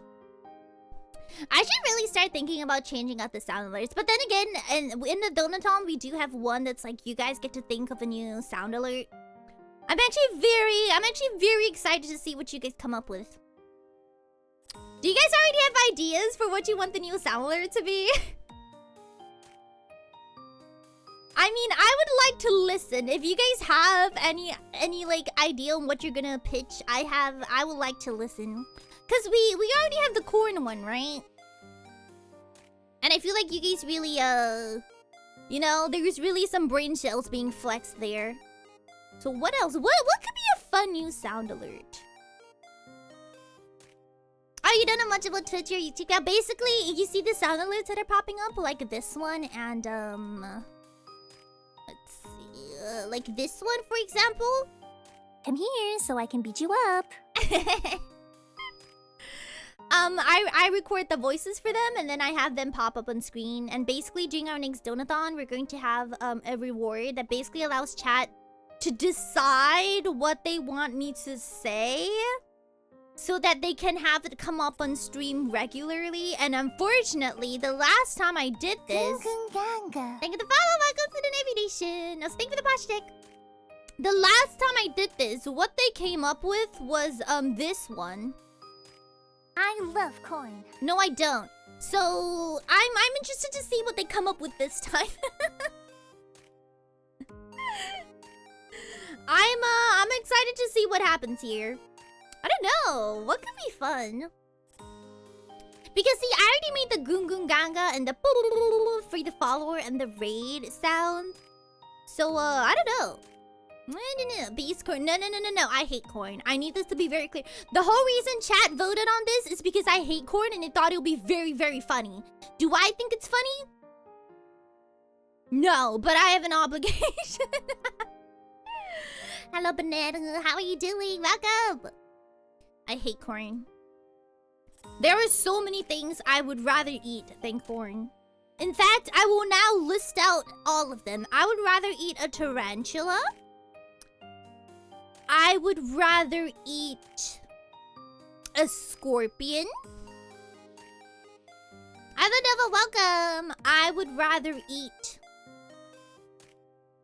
a tarantula. What's your favorite fruit? That's a good question. I am a huge fan of watermelon. But I do also like me some watermelon. And occasionally I do like to partake in watermelon. Ooh! Golden kiwis. Oh, mangoes! I do like mangoes. I do like mangoes. I just don't see them as often here. It's very unfortunate. I like kiwis, mangoes, and I like raspberry sun tarts as well. There's some foods like that for me. American cheese and Vienna sausage. If there is the only food left on earth, I would welcome the sweet embrace of death. Yeah. I mean, listen. Don't you guys all have foods that you hate? And then when people ask you, like, why you hate it, you don't specifically have any reason. You're just like, I just hate it. Like, there's no reason. It just tastes horrible to me. That is me. Oh, dragon fruit. Dragon fruits are good. A lot of people don't think so, though. So many people think that dragon fruits don't taste like anything. I'm like, what do you mean? You probably just had a bad dragon fruit experience one time and now you think that all dragon fruits taste like that. I promise you they do not. A good dragon fruit is really, really good. You don't like kiwi? Okay, but have you tried golden kiwis? The golden ones are different. Have you had the forbidden fruit? Which one is that? Is it durian? I really, really like durian. Yeah, I really, really like it. It's a common food for me. Like, you see it every day. You eat it off the street. It's not like this big, oh, it's just like, you want to have it tonight? I'm like, yep. And you just get it. I have this strange dislike for green and purple. Do you hate vegetables too? Because so do I. I hate green vegetables. You and me, same brain. So I'm assuming you hate stuff like blueberries as well. Yeah, I do love dragon fruit. You're gonna try durian? It's really, really good. You'll enjoy it. Just don't go into it with a negative mindset. It's honestly so weird to me. Like, I guess it's like you just imagine if like somebody would just say that about apples. Like, today I'm going to try an apple. Or or like, oh my goodness, have you ever tried an apple? It's like, what? Like, that's how it feels like to me, because to me, durian is a very common fruit. Like, it's as common as an apple. So whenever people tell me that, oh my goodness, today I'm gonna try a durian for the first time, I'm like, what? Like, okay. Like, alrighty, you do you. It wasn't until I was older. It wasn't until I was older then I finally realized that it's not as common in other places, and it's kind of how like some people dislike century eggs just because it's not really common where they come from, and anything that you don't know or isn't common, I guess, is foreign. It didn't take me a while to understand that, though. Welcome. How are you doing? You've never seen one? I just see them on the streets, like especially on durian season. I mean, not in Japan, obviously not since I've moved, but I mean, you do kind of see it. You do kind of see it every once in a while, but it's not that common. Durian is really good though. Whenever it comes to, I would eat it around like 2 to 3 times a month-ish. Like, normally after you have your dinner, someone will be like, you want to go have some durian? And we'll be like, okay. And then we'll drive to the place. We'll eat it. And then we'll go home. It's really good, though. It's common when it's the season. Yeah. It's really, really... No, I mean, it's not as cheap when you want to compare it to other fruits. I mean, apples and stuff are still cheaper, but they're not that expensive. The ones in Japan really are though. But I guess in general, it's because people in Japan are not going to eat durians. Those that do are probably doing it like a meme or something. And honestly, the durians that you can find here is so bad. Durians have to be eaten cheap. No, not cheap. Sorry, fresh. They have to be eaten fresh. If they're not being eaten fresh, they're just horrible. They're just horrible. Eat a fresh one or don't eat it at all. Honestly. Oh, I miss it though. Oh, I know Ube. We have a few Ube fans in chat. Where are my pepinos? Come on. You guys talk about this all the time. I'm an Ube. I've never had it, but it's only because I've never seen. Henne, what is the name? What is the name of the Ube cake that you always ask me to try? That you and Crabs always. What is it? Can you drop the name again? What's Ube again? Sweet potatoes? Henne, you should Henne, make sure fish is educated. Thank you. Hello, that's the one, I think. Yeah, this is like Ube cake that you guys talk about sometimes. Or like dessert. I think Hello might be. Yes, it is. Okay. It is it. Hello, let's go. My name's Debo. Okay. I wanna try it. I'm not against yams.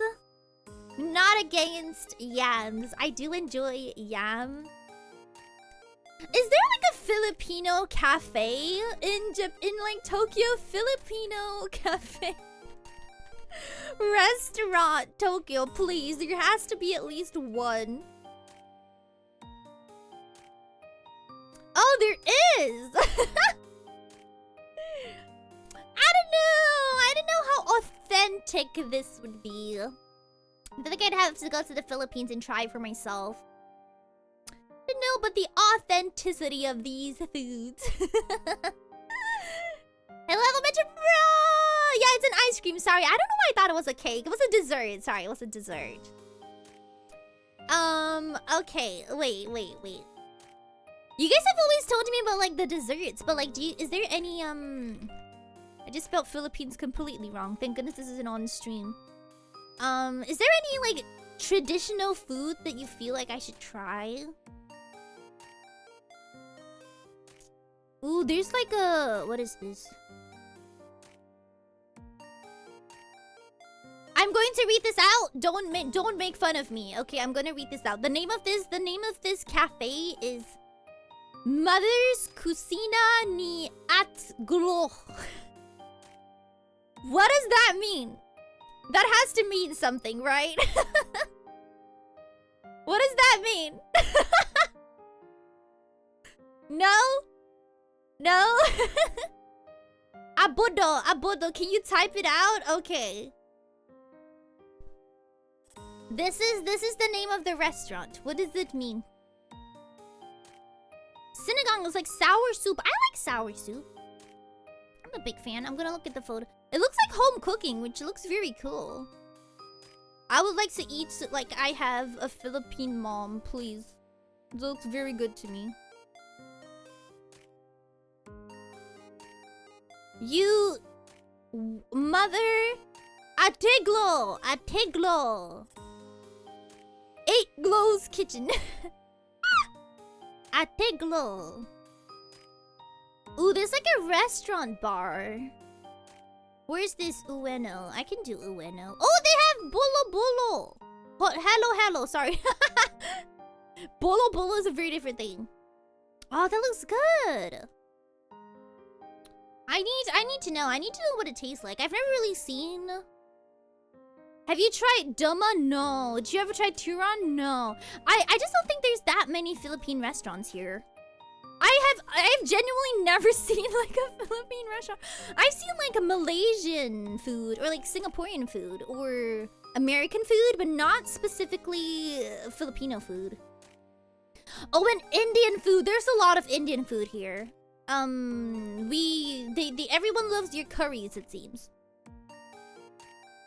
You get so many good places to eat in Tokyo. No, but see, when it comes to like Southeast Asian food, I feel like it's very hit or miss. It's very hit or miss. It's not so much that some of them are made unauthentically, which I guess they kind of are, but you know how when you want to open a restaurant in a country, you kind of have to fit the cooking to that country. Like, you have to change the taste a little bit to fit the demographic so that it will sell.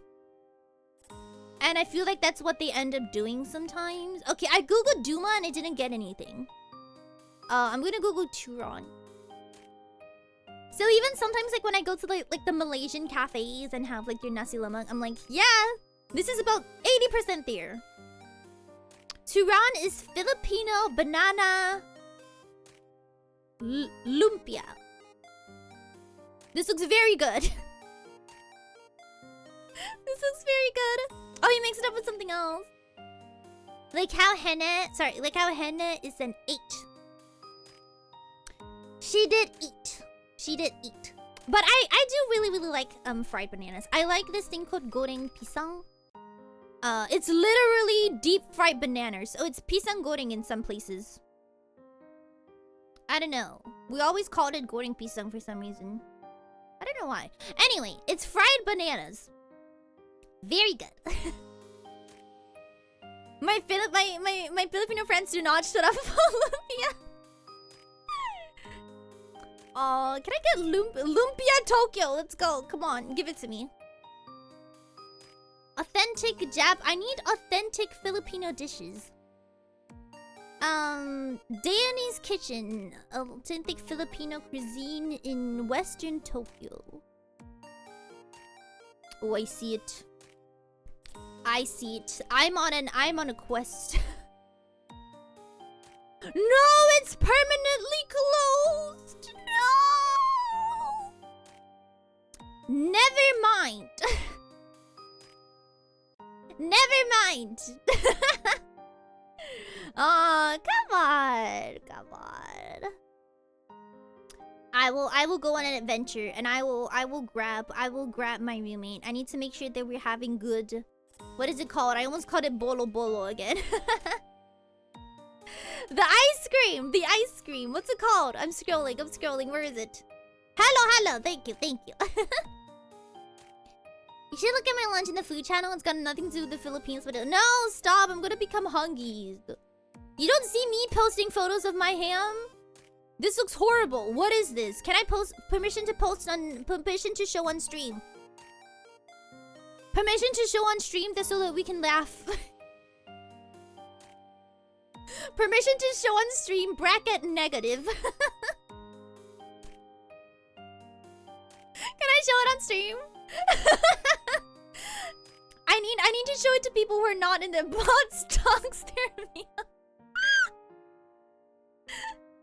Can I post it, please? I need to. Yeah, dogs my meal. Okay. Guys, I need us to look at this together, okay? I need us to form an opinion. Let's form a joint opinion, okay? My first opinion is that there's too much green. There's too much green. Why is there so much green? You want to know how much of this Seion Aera would logistically eat? Like, if this was served to me, let me show you. Let me show you what Seion Aera would eat, okay? Let's see. Maybe like, yeah, like this. Yeah, okay, now we're cooking. Yeah, just I will say though, that does look like too little rice. That does look like too little rice. But I think that's also because I just like a whole bunch of rices. I like my rice. That looks horrible though. It's too much vegetables. It's 1 PM. I'm not eating a whole bowl of rice. L. What do you mean? Oh no, I guess it's just not as common for you to eat rice, right? Oh man, I am a rice bowl when it comes to rice. I eat so much. Rabbit food. What is ramen? Does anyone else want me to rate their meal? I will rate your meal if you send it in. What does this mean? Is it chicken, by the way? Is this chicken? Doesn't look like it. Is it duck?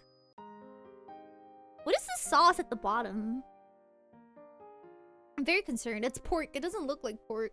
It looks very dry. Oh, it's samjang. Ah, okay. Wait, the vegetables. There's too many vegetables. Where's the sauce? I think it's all the way at the bottom.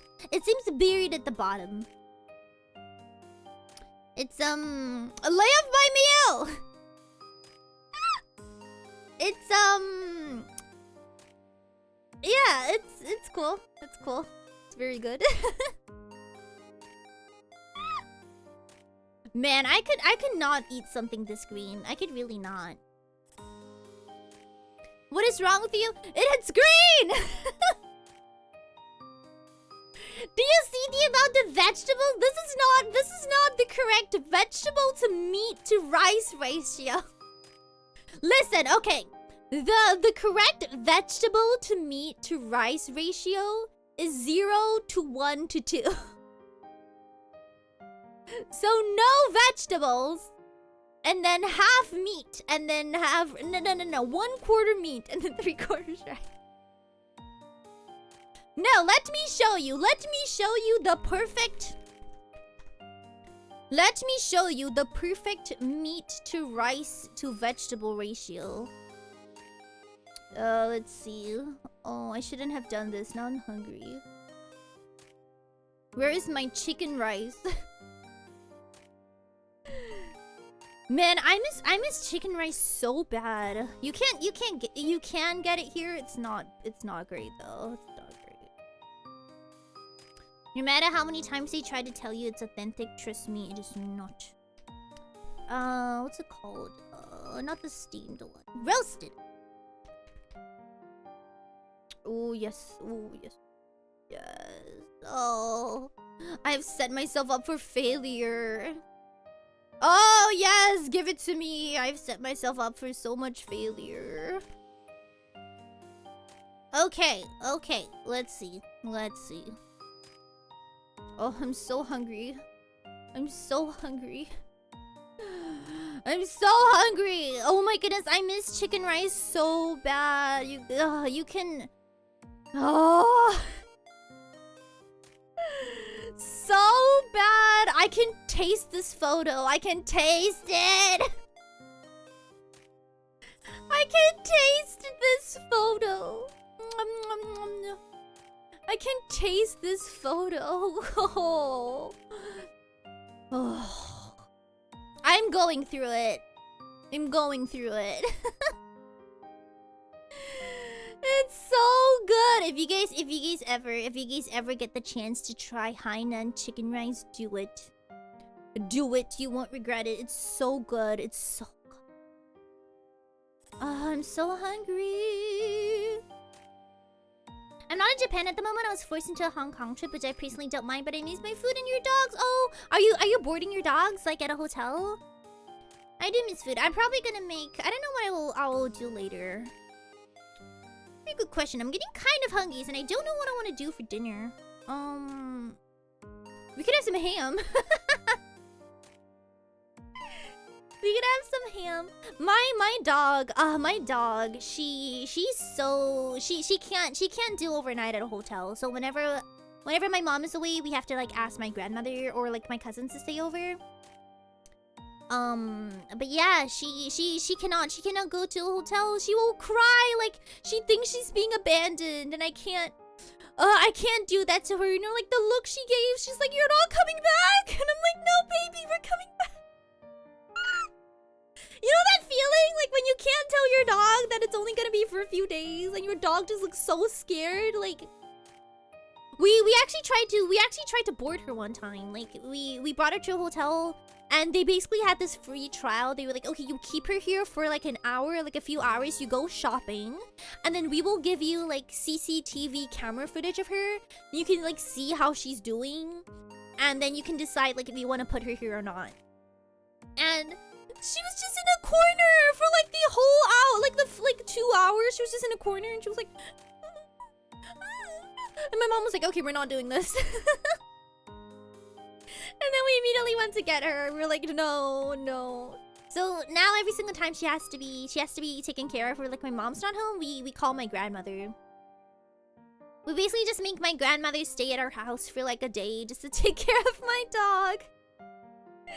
Cause she's so baby. I don't know how people do it. I don't know how people like by heart I can't. But I guess some dogs are just like a lot more friendly and outgoing with other people. Cause my puppy, she definitely has attachment issues. I think that's it. People with more like social and outgoing dogs, I see them like enjoying their time at like a puppy school. My dog, she could not do that. I need to look up what green eggs are because I don't know what that is. Green eggs and ham. Oh, it's a book! By Dr. Seuss. Is he like one of those doctors that like writes funny books about very weird health stuff? We're thinking of something different. Food culling. Well, if you think about it, if you think really hard about it, I think sentry eggs are technically... Right? Sentry eggs are technically green. The inside is... Right? Well, the outside is kind of black, though. Hold on. Century eggs. Century egg. Yeah, the insides are kind of green. I'll take it. I'll take century eggs as the green egg for $500. Yeah, it's like a blackish green.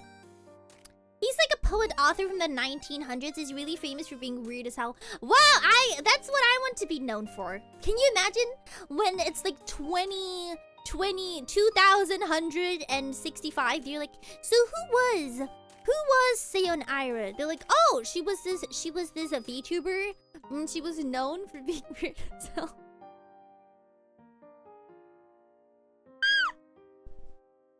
This will be it. This is my legacy.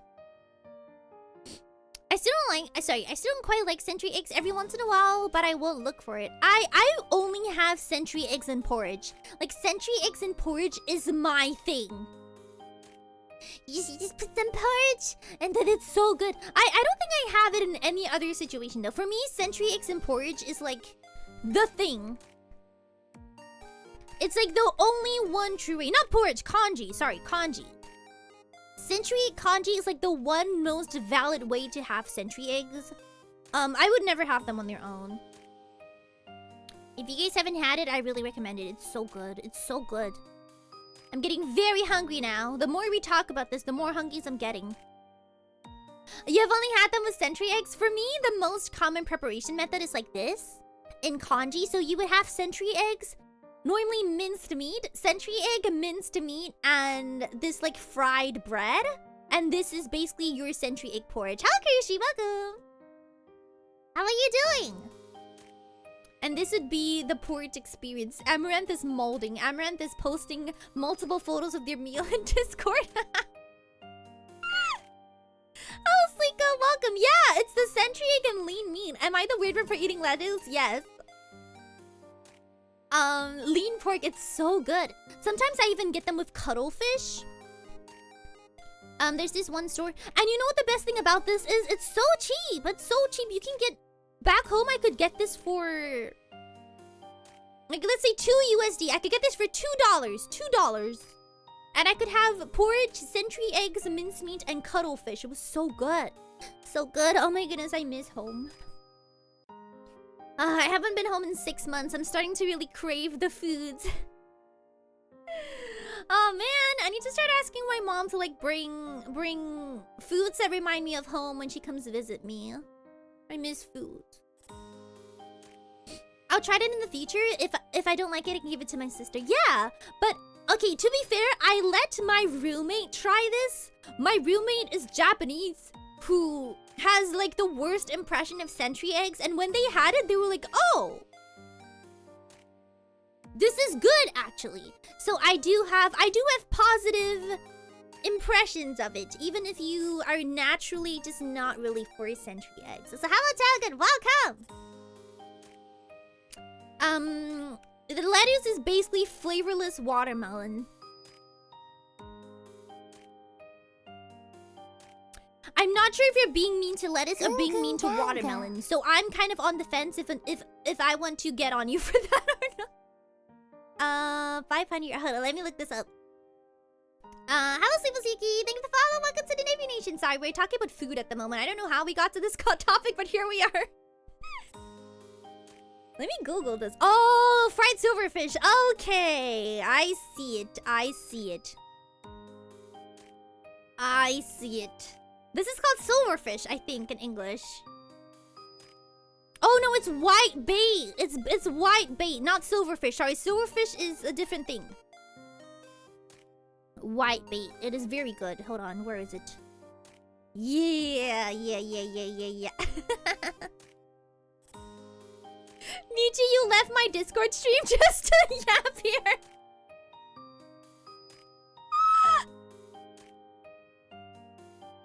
Is there currently a Discord stream where everyone is just watching Seion Aera? Because that would be funny. Yeah.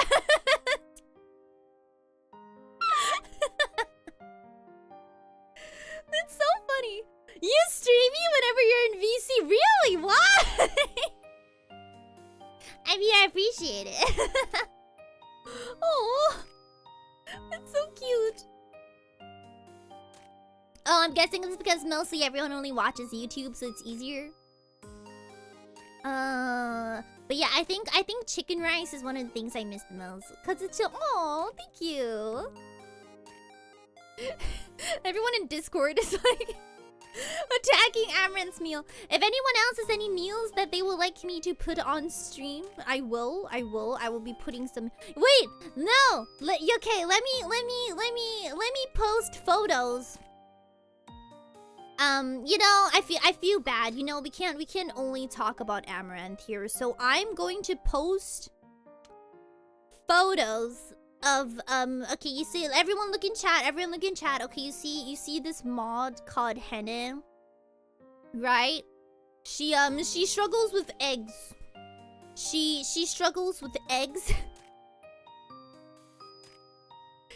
Specifically, she struggles with boiling eggs. Actually, you know, this photo's kind of gross. I don't know if I want it on stream.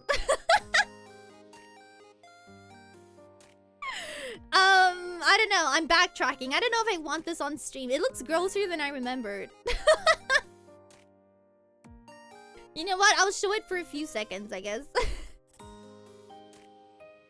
Okay, I'm gonna show it on screen for like 5 seconds, okay? Just in case it's gross and people are like, ew! Okay, are you ready for this?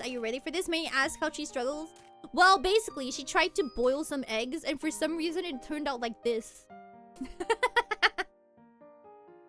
They exploded! I don't know how she did this. She just put the eggs in the water and they... So, yeah. Henna's boiled eggs. I need to catch up. I need to catch up the newer Nebulites with the lore.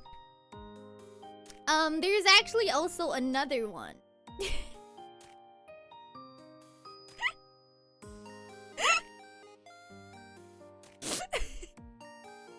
Okay, so do we see the mod?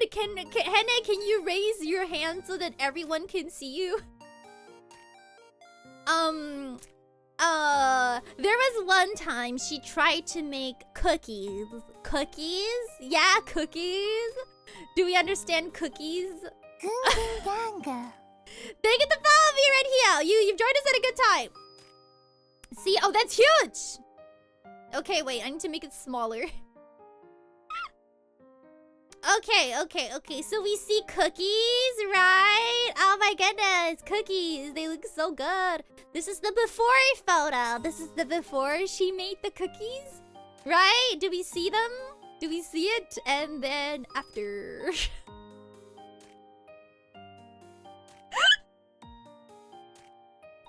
Let's talk about this. They look beautiful. Oh.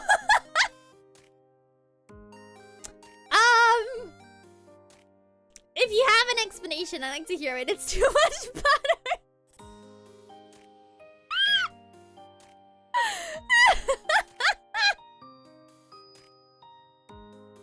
No, you see, I think what she meant to do was she meant to make one whole cookie. Like, she wanted a huge cookie for herself. Like, that has to be it.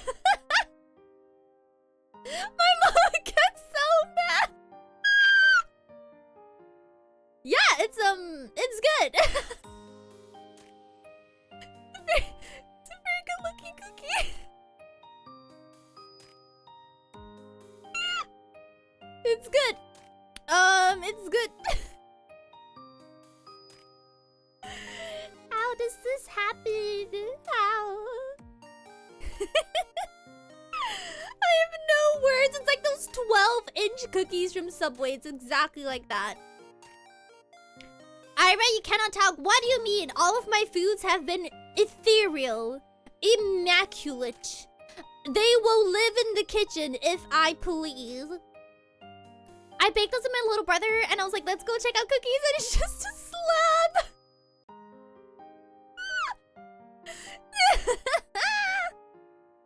Me when the doctor says I can have 2 cookies. Thank the phone, Shinobi Cat1. Welcome. How are you doing? Show her the perfectly compacted bread. Okay. She accidentally baked cookies too close together. You don't need to call the police on her. Meanwhile, what have I done? All of my foods have been immaculate. It's not like I'm out here eating well-done steaks or anything. So hello, Shinobi. Welcome. Okay, and then there's another time that Hannah made bread, and it was the roundest, most dense bread I have ever seen in my life. Are we ready for this? Look.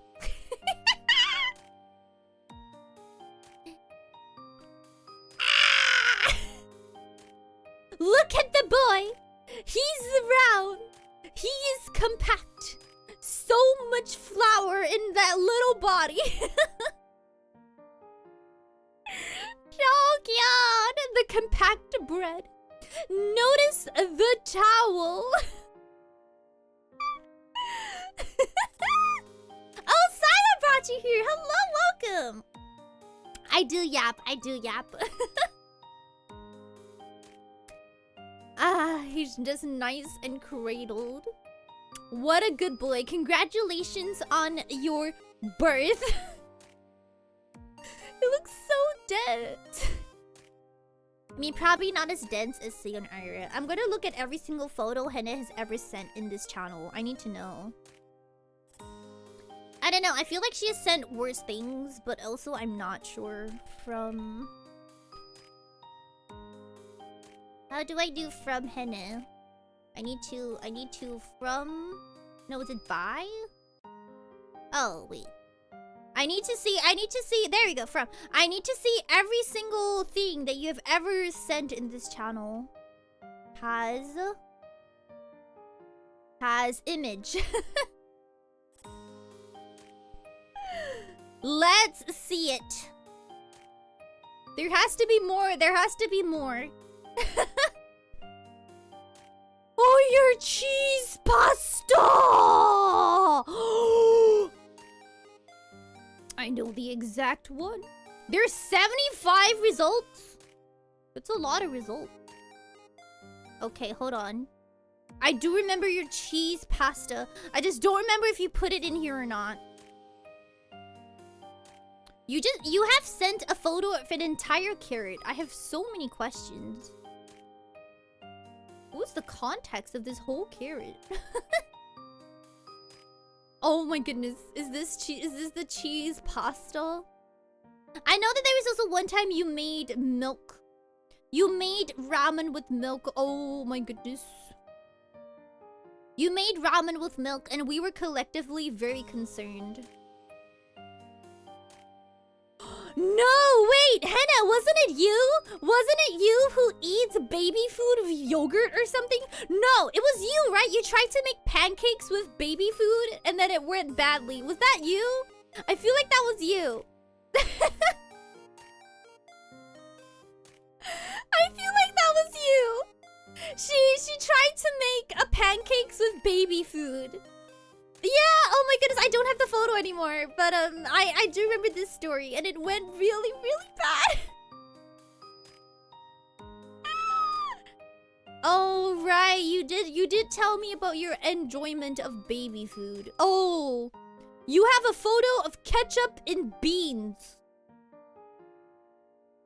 Girly, why? Girly, why? Why ketchup and beans? Ketchup and beans is peak. Now, hold on here. The baby food waffle maker. Oh my goodness, I remember the baby food at the waffles. It was so bad. It was so bad. I mean, it was good. It was good. I'm sure it was good. You guys want to see ketchup and beans? Like, I have so many questions. Why? Why? Why the ketchup and beans? I don't understand. I really don't. I really don't. This is some good ketchup and beans. This is your photo. You sent this to me. You put this in Discord and was like, yeah, I want the whole world to see this. I want the whole world to see this. So confused.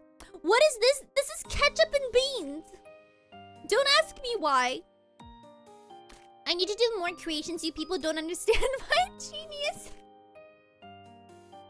Ketchup and beans. I mean, I don't think I have any weird food. Listen. I may work with expired foods. Right? I may work with expired foods regularly, but I don't have any like weird. Okay, I eat orange juice and like cereal, but that's like one. Okay, I have one weird food thing. I have one weird food thing, and that is the fact that I eat orange juice with cereal.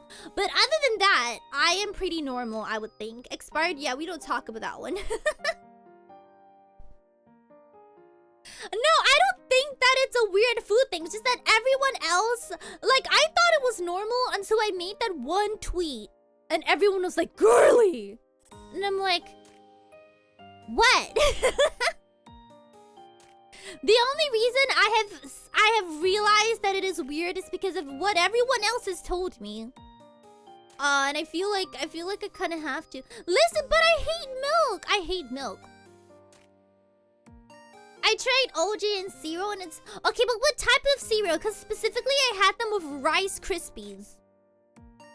It's different. I had them with Rice Krispies. And I do believe it's a different thing. She can't be... Because Rice Krispies on their own, they don't taste of anything. They're just Rice Krispies. You gotta add some flavor. Oh yeah, Fruit Loops. I don't do Fruit. Yeah, it's OJ and Rice Krispies. Because when I was young, my mom wouldn't allow me to have flavored cereals. She would only allow me to have non-sweetened cereals. Like, she was very adamant about that. So I basically only got Rice Krispies in my childhood. That was all I could get. And I didn't like milk. So my mom would provide me with either orange juice or what's the other one? Soy milk. Either orange juice or soy milk. But then I would just have the cereal with whatever was at home at the moment. So if we had orange juice, I'd have orange juice. If it was soy milk, I'd have soy milk. She puts ketchup on her brownies like a dip and eats it. Is your high school classmate's name Henne by any chance? Did you happen to go to Henne? What's your high school? I'm just saying. That sounds like some Henne behavior. I know my mods. Where did my brother take me? These are some of the most... Come on. No. I'm sure you also have a diabolical food take. Give it to me. Give it to me. Something that you eat that you feel that other people think are weird. You have to have at least one. Come on. I believe everyone has at least one. You know, some people have orange juice with cereal. Some people order a well-done steak like on purpose. Have you eaten peanut butter and...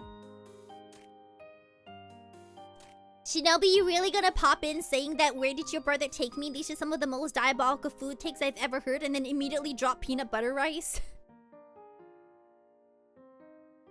Perfect! You'll fit in so well here!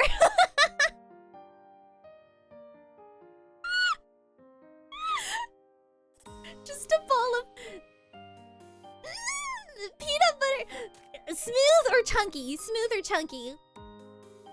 Instant ramen is better without the broth. I eat instant ramen raw, so I do agree with that. I do agree with that. Is well-done steak really that bad? Can we vote on it? Can we vote on it? I need to know. Because I always get a very clear 50-50 as to whether or not well-done steak is a yay or nay.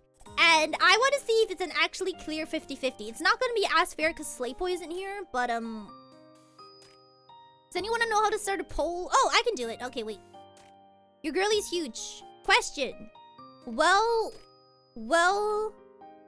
done steak. Good or crime? Okay. Good. Crime.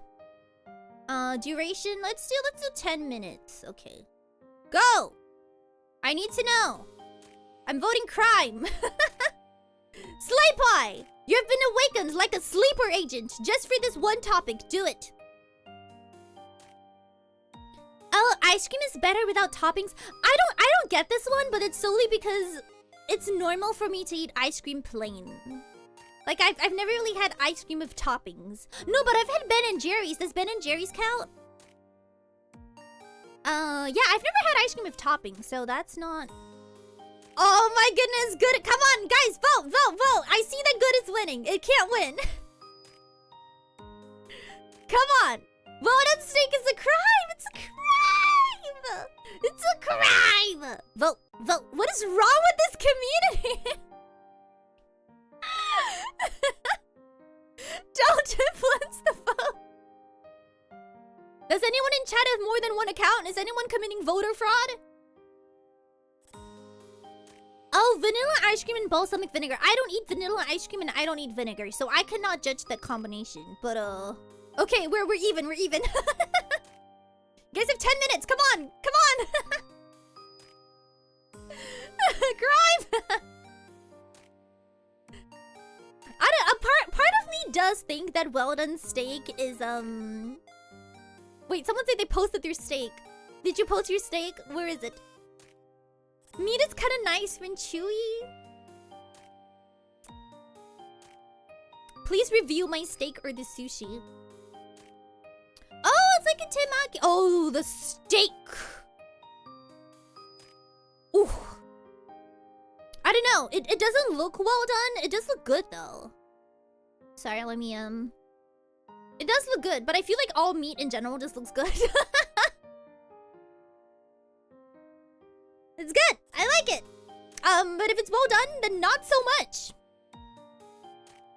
What kind of steaks do you people have that... See, okay, this is my take on why I think some people like well-done steaks. I feel like if you were brought up in a place where frozen meats were normal, or if, you know, going to a steakhouse or getting like a fresh steak was not common, then you would have gotten used to having a well-done steak. That's what I think, because it was kind of the same for me when I was a child. All the steaks that you can get here are pretty much...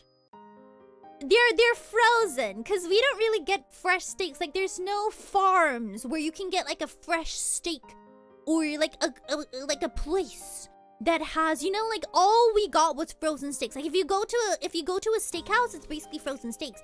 And then my mom would always order a well-done steak because she like didn't trust it. And I'm honestly the same way. Like if I go to a food court and the food court sells steaks, like don't you feel scared like a little bit, like, oh, like I would basically only get a good steak if I'm at like an actual hotel. I don't trust it. Is that how you guys feel? I don't know. That's kind of how I feel. Like, if I don't know where you get your steak from, if it's just like a food court, then I kind of don't want to eat it medium rare because I feel like you have basically just kept the steak kind of frozen. We have different definitions of food courts, I think. You know, like if I'm getting a cheap steak, like I don't really trust it. But if I'm going to a steakhouse, then yeah, that's kind of how my mom feels about it. It's kind of like how you wouldn't get sushi and like if they're giving you sushi for like $2, you're gonna be like, are you sure? Are you sure? Because I wouldn't eat sushi if it's too cheap either. Like, I don't trust it. That's why... That's kind of what I think about it. Because even my mom and even my grandmother to this day, like, she doesn't like me eating raw foods. Like, if she sees the meat is red, she'll be like, girly, that's raw. That's raw. And I'll be like... Grandmother, no, it's not. But I really only started eating like medium steaks when I have actually experienced like going to Japan and they have like actually really good fresh steaks and I'm like, oh, so you can eat it like not well done. Oh, like that's when I actually first started to understand. So I feel like that might be kind of it. But also, I'm not too sure if people... Because if you're used to eating something your whole life, right? Then you just kind of choose to stick with it. Or like, if you just don't like eating raw foods in general, you would get a well-done steak. So I kind of get it, but at the same time, I feel very sorry for the cow. Like, I would like you... Like, if you ever go to a hotel or like a really, really good steakhouse, I would like to advise you at least once to just try. Just try a medium... Maybe a medium well, you know, just so that it's not too cooked. Just medium well, it's not too raw. Just to see how you feel about it. And then we can talk about it again. So hello Kikata, welcome. I do like to make sticks at home as well. Yeah, gas station sushi, right? And just in the same thing, like you probably wouldn't get a gas station steak raw. I guess it's just an image of it. How sad is welcome? There's an image of it where I used to live that you have to have it well done because if you don't, it's dangerous. And I'm not sure if that's entirely true, but I do know a lot of like quick places do just use like frozen meats and you can't really like okay. You guys have seen Kitchen Nightmares, yes? You know how you can't really trust what is in the kitchen? Like, you don't know if they have frozen stuff, or you don't know if the frozen thing has been there for like 2 months, so you don't really want to risk it. You just go well done just so that you don't get sick. That I understand. That I understand. Because I think some people have the same image with sushi as well. But if I'm actually going to a nice hotel or like a nice steak place, I always order either medium or medium rare, depending on my mood. But I do understand the general, not abstinence, but the general thought amongst food that is not entirely cooked. The point of steak temperature is moisture retention. If you have something very fatty like a ribeye, it is actually advisable to get it medium instead of rare because there's so much fat that needs time to melt and you're not... Yeah, that's what I hear too. Like, medium... Like, well done is not the optimum temperature. They just often do well done for children, kind of. But if you really want to get the most out of your meats, that you should get medium-ish. At least that's what I found. Hello, Reed. Hello, Bella. Welcome. How are you doing? Yeah, it's super dry. Review the fam did. Ooh, okay. Sorry, I'm not actively looking at the Discord. Oh man! Ah! Stop! Oh, this reminds me of like dinner. When I have dinner with my family and it's at my grandmother's house. Oh my goodness. Oh, that looks so good. Hold on. Ooh, the chicken. I love. Is that drunken chicken? Sorry, wait. I'm trying to bring the photo up. That's very small. Oh, is that drunken chicken like this one here? Oh, I love that. I love that. I also like this fish. Is this prepared in Teochew style? Because I do like the Teochew style preparation of fish in general. Although I will say I've never had abalone just like this. You can see. Sorry, wait. I need my rat. I'm sorry. Wait, I'm gonna bring up my rat. Moving the photo around is not beneficial for me. Oh, it's the spring onion oil. Okay, the chicken. Okay, I get it. If it's a very good hotel, I would order medium because most of the time the chefs know what they're doing. Exactly. I would know what they would know what they're doing. But if I'm just getting it at a food court, oftentimes I don't really trust it. Wait, where's my rat? I need my rat. Hold on. Got it. I got my mouse. Okay. Now. Nope, that's me. Oh no, there's a rat on the dinner table. Okay, this is my pointer, okay? We're gonna use this to point. This chicken, this one here is so good. Oh my goodness, the way they make it is just so good. I know some people have qualms about eating like a whole chicken like this, but trust me, it's really, really good. And this fish, I can taste it just looking at it. Just looking at it, Crime has won. Thank you very much, although it was by a good margin. Okay, so it is the Crime. Mello, what's wrong? Oh, this fish here, it's so good. I can taste, just looking at it, I can taste it. Like, I know what this tastes like. My one thing is this. Do you really have abalone just like this? Whenever I had abalone, it was always either in... it was always braised. Hold on, let me show... Like, it was pretty common to have it braised for me. Like, in a pot. There we go. This one. I've never had it just like this. So what? You have it? It's just steamed. Oh.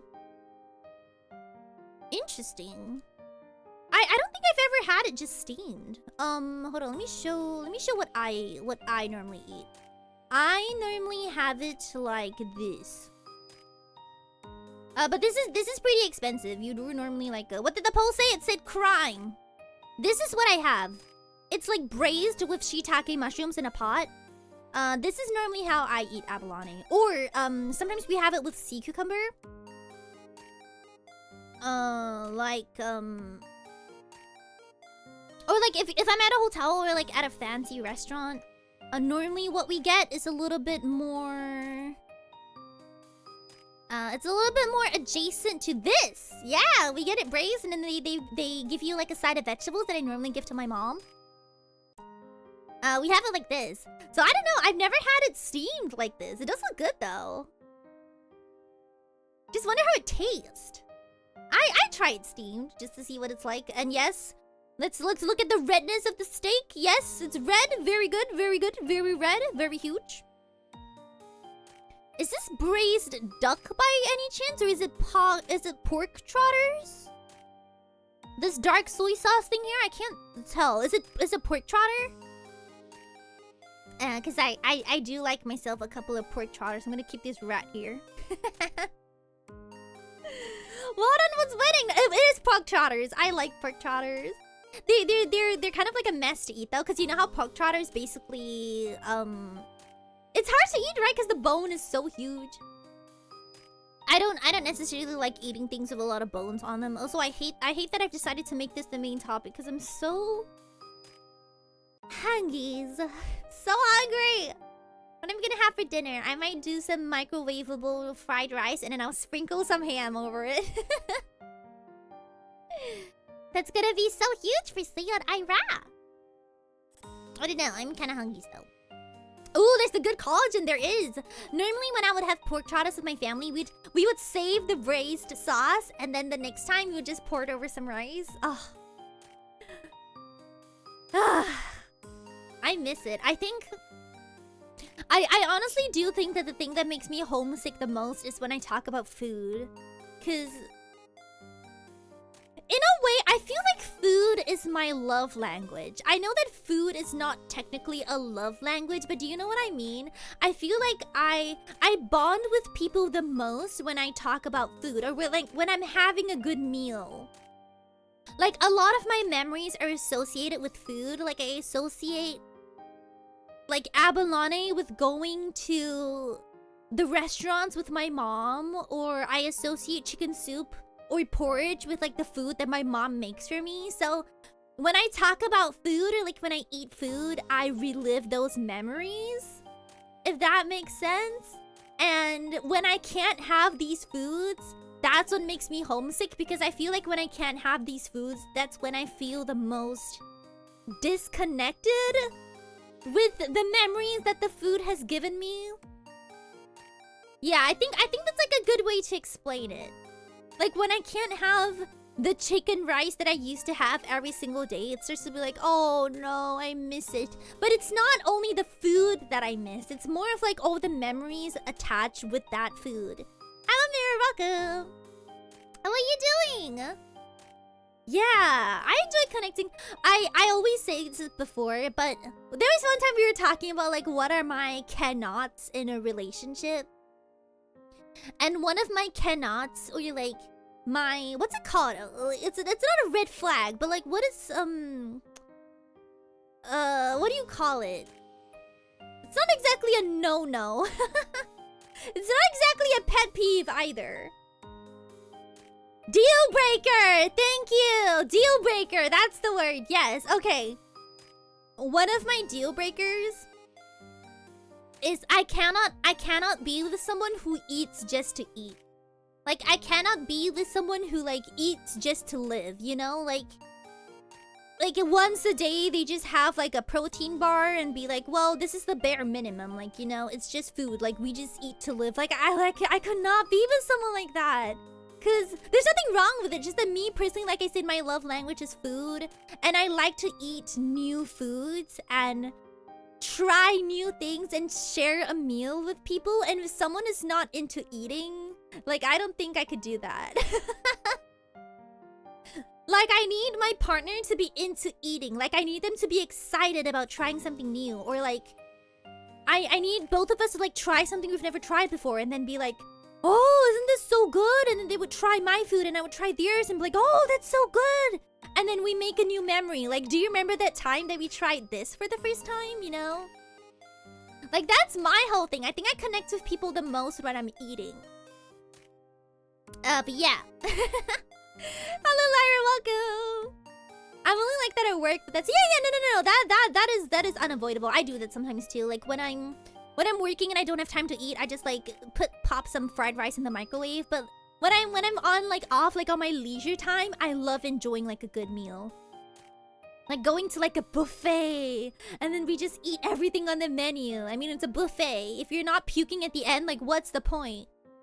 But that is definitely one of my love languages. I cannot understand people who will only have, there's this thing called calorie mate here. I don't know if you guys know what it is. You guys might seen some stuff on like anime. Do you guys know what calorie mate is? It's basically like this block. And when there was one time that I actually did meet someone who they only ate this. They were like, I'm not really that into food. I just want to live, you know? Like it's just like a block. They were like, as long as I have enough nutrients to get me through the life, like it's fine. Like I don't care about trying different foods. I'm like, oh, I could not. I just couldn't. Food is too important to me. And there's this line that my mom and my welcome. There's this line that my mom and my grandparents have always told me since I was young. And my roommate recently told me the exact same thing, and I was like, well, they would always say that it's very fun to see me eat. And I thought it was just like a mom thing. Like my mom would be like, you know, it's really fun to see you eat. And then my grandmother would say the same thing. And then recently my roommate told me the exact same thing. And I was like, how did you know? How did you know that I was told that a lot? And then they said that apparently, like when I'm eating something good, it looks like I'm having the time of my life. Like I apparently get super excited. Like it shows on my face when I'm having a really good meal. I'm like, ow! I didn't know that. I like to cook for others. I want someone who would want to try what I make. Exactly. I like cooking for others too. The most fun I've had moving here is cooking foods from home and sharing them with friends who have never tried them before and seeing them light up. Yes, I love seeing people I love seeing people take the first bite whenever I give them something. It's like, do you like it? Do you like it? And then honestly, I start to go into a spiral when they say that they don't. There was this one time I made this meal that was so good. Oh my goodness, it was like a ginger beef with spring onions that my mom would always make for me as a child. Let me Google it. Ginger beef, spring onions. It was so good. I even went out of my way to get the wine and everything because there's like a special wine that you need to make it. It's like a rice wine. And I thought I did like such a good job. Like I took the first bite and I was like, oh my goodness, this is exactly the taste that I wanted to get. But then I gave it to my roommate who's Japanese, and they like ate the whole thing, but they're like, oh yeah, it's okay. I mean, it's good, but it's like not my favorite, you know. But it's good, And I was like, oh. I'm like, oh no. But for them, it's because they said that they're naturally used to like a more Japanese palate. And they said that it did taste a little bit too, I guess you could say Southeast Asian. So they weren't used to like the spices and the flavors. And so they're like, I like it, but it's also like not really my thing. And I was like, oh no. I liked it so much too. And now every single time I make it, I just eat it on my own. Thank you, follow Curso. Welcome to the Every Nation. Yeah, no, it's not that they didn't like it, but they just weren't used to it, you know? They use different types of spices. I use like a very specific rice wine and a very specific spice that they just weren't used to. It's fair. It's just that I just really wanted them to like it, so I was really sad. And they were like trying not to hurt my feelings. They were like, no, listen, it's really good. I'm just not used to these types of taste. You know, it's just not like, I just don't eat this very often, but it's very good. And I was like, yeah. There's a lot of joy when people enjoy food. I feel good whenever whenever my dad cleans his plate of the meals I cooked. He said the way I cook bacon has made him hate how bacon is cooked. Can you make me bacon? Bacon is not all that common here. You don't really see bacon all that often. If you could give me some bacon, I would love it. Yeah, the Southeast Asian spices sometimes they can be like, I get it, you know. I mean there's stuff that people feel completely normal here, like with the Japanese palate that I don't necessarily like. Like for example, I mentioned this in the previous stream, but I don't really like I don't like sukiyaki. It's too sweet for me. It's really sweet. But my roommate is like, no, this is kind of how it is. And there's this other thing called nikujaga, which is also more of a sweet food. And it's just not my thing. I just don't like it when the foods are sweet. But to them it's perfectly normal. So I get it. Listen, the foods you grow up with are the foods you grew up with. You don't really want to stray too much from it. Like I completely get it. But I was still sad, okay? I was still sad. Like I really wanted them to like my childhood food. Also, Suiko, I need to... Do you just have crab every other day? Like, what is this? What? You're eating good, my guy. What? Why do you have so many photos of crab? That is wild. Does it just come across very easily? Man, imagine having crab. Sorry, I'm looking at the Discord. They're posting photos of crab and like... I love love crab. But let me show you my favorite crab, okay? Let me show you what my favorite crab is. Or rather, my favorite preparation method for crab. It's very, very good. Oh my goodness. Oh, I'm so hungry. Let me text my roomie. I want to see, like, have they eaten yet? Because we have to figure out dinner. They're at home, right? I don't know. It's okay, it's okay. We'll figure it out after stream. I do have to sleep relatively early today because I am going on my little birthday vacation tomorrow, and I have to start doing my makeup at like 9 in the morning, so I have to get some sleep so I can get my contact lenses in, because if you don't get enough sleep and you try to put in your contact lenses, it is the worst. It is the worst. It hurts so bad, and the makeup is gonna take like an hour, so. Okay, wait, Girlies in chat, how long does it take for you to do your makeup? Or rather, just anyone who does makeup. How long does it take for you to do your makeup? I feel like I always take really long. Black pepper crab. This is it. This is the thing. Ah. This is like the thing. This is the way I like it. No way! You guys take like 30 minutes? What? No. Oh, you guys do like natural, like very minimal maybe? Well, no, I don't really do like super thick makeup either. 20 minutes, 30, 20. You guys are quick. What is your like steps? Okay, I do, okay, first I put in my contacts. Then I put on my base. Then I put on my pore filler. Then I put on my foundation. Then my eyebrows. No, I don't put them on. I draw. Then my eyebrows. Then I start to do my eyeshadow. And then I do the little thing that they kind of do here. I don't know what it's called in I do like a Japanese style for eye makeup. So I do kind of like the eye bag thing. There's like a name for it in Korean, but I don't know what it's called. But I do that. You know the one where they kind of like emphasize on the eye bags? Oh, like this, like the puffy eye bag thing. Yeah. I don't specifically do mine like super obvious. Yes, that's the one. Thank you, Hannah. That's the one. I do that. And then that takes me like a little while. Because you gotta do the highlights and everything. Yeah, this is a pretty good. If you guys, anyone who doesn't know anything about makeup, this is your lesson, okay? We're not having a lesson on this. And then yeah, this. No wait, it's not. Where is it? Where is it? This is my mouse. This is not the one. This one. Yeah, okay. This one.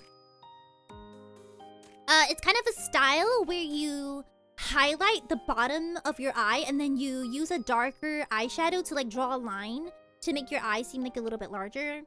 I do this, and then I do my lips, and then my blush, and that's about it. I don't do contouring. I don't necessarily believe in contouring. So I don't do contouring. You do primer, foundation, eyeliner, mascara. Oh, I don't do mascara either. I don't do mascara. And you do a bit of setting powder. Yeah, and then I do my setting spray. Oh, and then my face powder. Skincare, base. Oh, I don't do skincare. I just pop it on. Blush, powder, eyebrows, eyeliner, curl. You guys curl your eyelashes, huh? I have not done my eyebrows, but people think I do them. Have them. Is it just naturally thick? No, I just choose to like draw on the shape, and that's about it.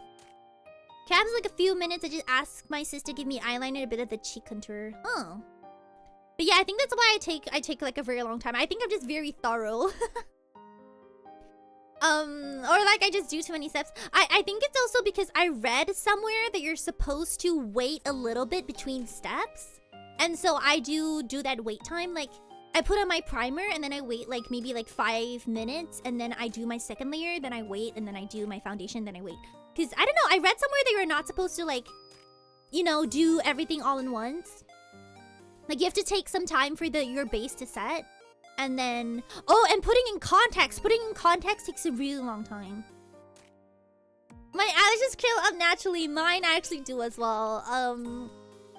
I have really long eyelashes. So much so that whenever we do all those, like, class activities, or it's kind of like, what is the first thing you noticed about the person? I do get the words eyelashes quite often, because I have really long eyelashes. That's like the one good thing I was born with.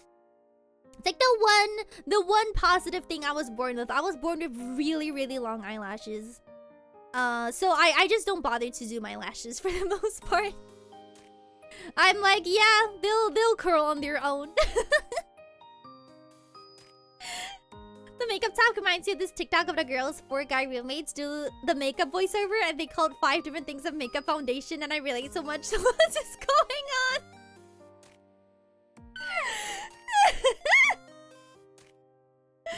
I actually want to do that. I should like show. Oh, do you guys want to? I can show every single makeup product that I own, and then we can have chat guess what it is. Everyone who does makeup will get it straight away, and everyone else is gonna be like, huh? Huh? I will show. Should I do like a makeup reveal? I show you guys every single item that I use in my makeup journey. I don't know if anyone's gonna find that fun. I have wait, one. Okay, wait, let me count. I have 1, 2, 6, 7. I think I used about 10 to 11 different products at once. Cameron, hello, welcome. The yellow sand. Yeah, I feel a lot better though. I feel a lot better now. But man, the pollen like 1 month ago. It's gotten a lot better now though. But also I'm leaving the house less, so hopefully that. But it rained a lot today, so I'm hopefully tomorrow when I leave it won't be that bad. But yes, it was so bad, wasn't it? I even bought myself like an air purifier. I bought myself all the medicine and. What's so bad? Colorful eyebrow stuff, colorful nose. I actually don't do anything with my nose, which is kind of ironic because the part of my face that I'm the most self-conscious about is actually my nose. But I feel like most people are, right? Because, you know, it's a thing that's like smack right in the middle of your face. I feel like a lot of people like don't like their noses. But I don't like mine, and I used to try like a whole bunch of contouring methods to try and like make it look better. But I feel like the more I try to hide it, the more obvious it becomes. So I just don't do any nose makeup now, and I just like edit it in photos if I need to. Like listen, I've just surrendered myself to the fact that I don't have a good-looking nose. I will live. I'm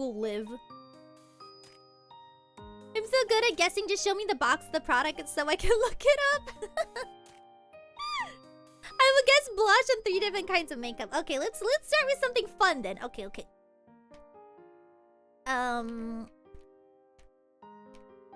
Let's try. How about this? Let's try. Oh, I'm gonna have to like cover up the text though, because if I show you the text, you guys don't know what it is. Okay, I'm gonna like blur out the text. Oh no, it's already blurred out. Cool. Okay. Okay. Now, what is this? Where is it? What is this? Don't try to read the words. It's very small. It's very small. It's about think like a bottle cap, but like slightly bigger. And it's like in the middle of my palm. My nose is crooked from breaking. Oh.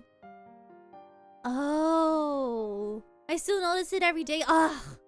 It really sucks when something that you dislike is like right smack in the middle of your face. I'm sorry to hear that. Dust. That is cream cheese. Oh, lotion. Okay. Does any makeup you just want to take a shot?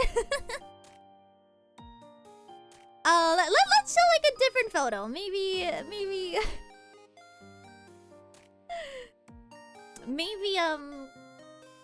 maybe it'll be obvious. Let's see. Maybe if I show one with the hand. Yeah. Okay.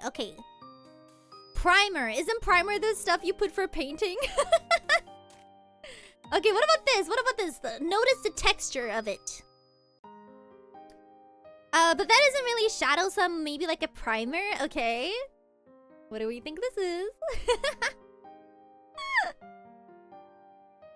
It's a really small bottle. I'm actually running out of this. I gotta get more.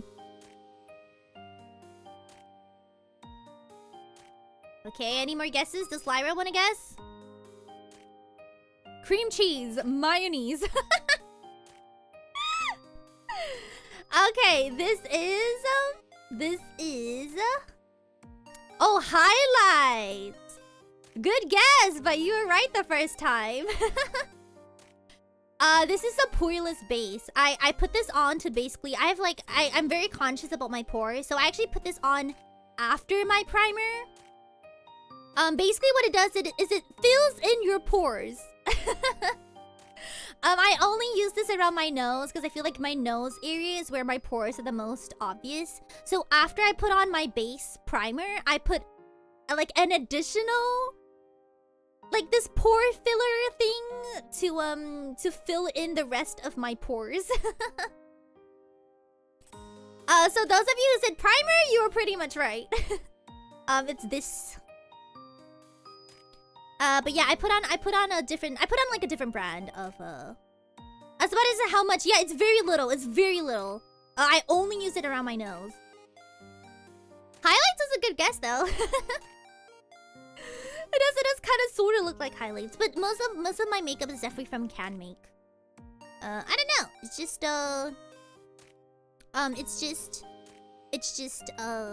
very cheap, I guess. But my actual primer is the stuff that I use for cause the one I just showed you doesn't really have like UV protection. It's basically only just for filling in the pores. So I have like a separate one that I forgot the brand of. Where is it? There it is. Okay. I just googled it. I'm looking at the bottle. Base. I have a separate one that I use for the base, and I use a colored one.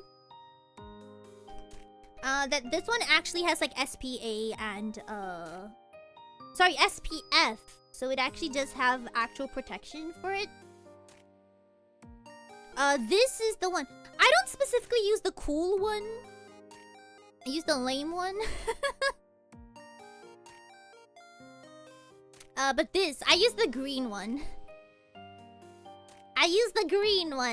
Yes, it is actually green when you remove it. Does anyone want to guess why? Does anyone want to guess why that sometimes base is like a different color? It's like a sunscreen. Yeah, it's like a sunscreen, so it protects your skin. So this is the first thing I put on. I put this on first, and then I do the base from just now. Anyone want to guess why it's green? They have it in green, purple, and pink. So no, it's not like the usual beige that you might see. Any guesses? Because it's made of aloe vera. No, there is like an actual reason for why there's colors. Hello Karma, welcome. Yes, I am at the very cheap karaoke party. It's happening in 4 hours. Over on Ida's channel, so if anyone wants to check that out. But hello Karma, welcome. How are you doing? Hey, wait, I want to make sure I shout it out right. It's just Ida Lyra, right? She have like an underscore? I feel like I remember an underscore. Now I'm not sure. Ida Lyra. Does she have an underscore? She doesn't. Okay, huge. There we go. Okay. Okay. We're gonna have a karaoke party later. We were pretty sure it's great. Thank you. I hope you enjoyed this song I have chosen. Because green is better on your skin compared to other colors. Technically, yes, you're on there. Say is becoming alpha, but real answer, no. But yeah, Henna, do you use any colored stuff? Okay, this is why. For anyone who's like wanting to learn, I mean, I don't know a lot about makeup, but just in case. So, you use green to correct red skin, and I do feel like sometimes because I'm very pale. I'm very pale, and I feel like because I'm very pale, like red shows on my face really, really easily. So I use the green to kind of correct it so that I look less red in average situations. But yeah, the purple, if you have like a skin tone that's like yellower, you can use purple to like course correct it. This is color theory. Hello, K-Welcome. How are you doing? And then you have like duller skin, you can use like the pink. So that's why I use a green base. I don't know, I just feel like my face is very red a lot of the time. My face just looks very, very red, so I always try to use like a green color to like neutralize it, so at least I look better. That's a glow red. No, it's not that bad. I just feel like I have a lot of natural redness because when I was young and I didn't know skincare, I basically just didn't really use any protection against the sun or anything. So I feel like I naturally do have like a little bit of damage that appears red, and because I'm really pale, you can tell it's so obvious that I'm red. Or like sometimes I turn color really, really quick. Like the moment I feel like even a little bit hot, like my face will start to turn red. So I like to use green just to like hide it a little bit. Oh, you use a bright orange red to cover your eye bags.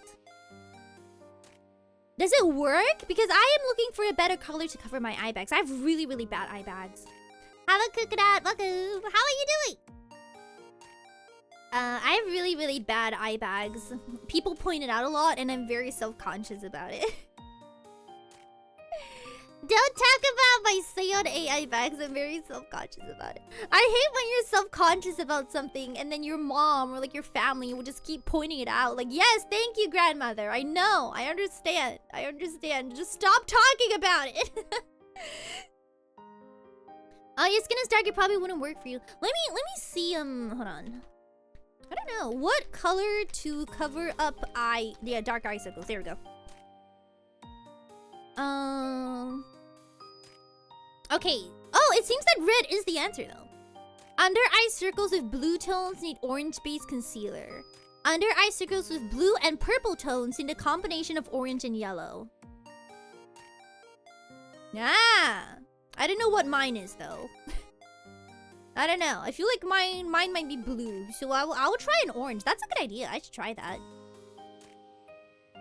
I put the post in the guy roommate's makeup voiceover and I think I do know the one you're talking about. I will watch it after stream though.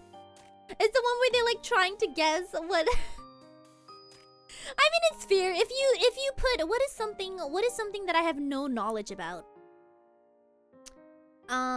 If you show me someone changing a tire and you try to ask me to describe what is going on screen.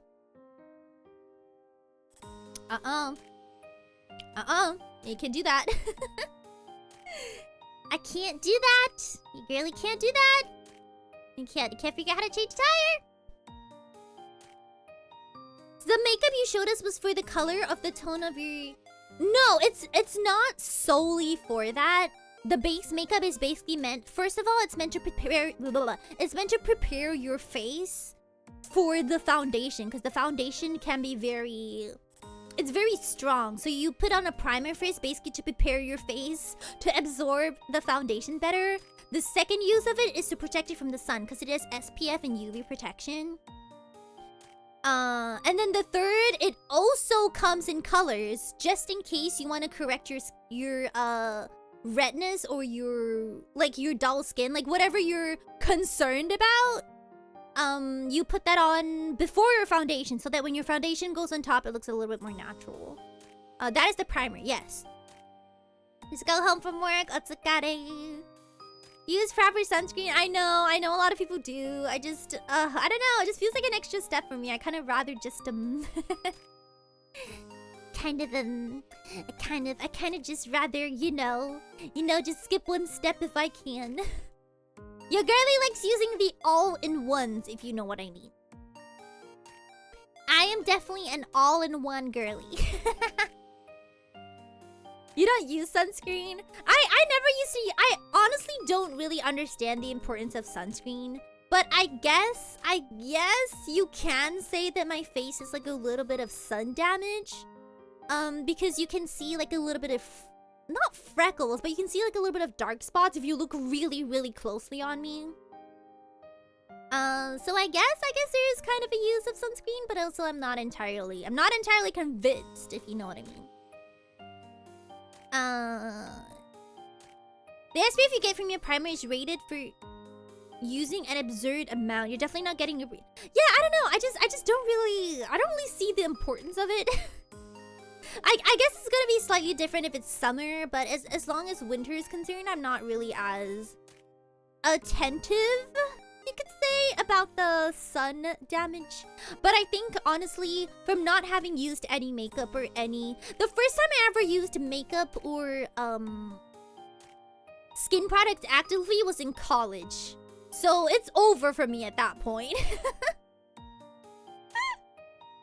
I still remember the way my friends looked at me when I told them that. I was like, do you guys know I've never used makeup or like skin products? And they're like, oh, Aera, it's too late now. You've been damaged. And I'm like, yeah, probably have. It's cool though. That was basically me. But yeah, I mean, now all I can really do is just try to cover it up, I guess. Okay, what time is it? 11:30. Okay. I should probably go get dinner. So tomorrow I have to leave the house at 12. No, I have to reach at 12. So I have to leave at about 10:30.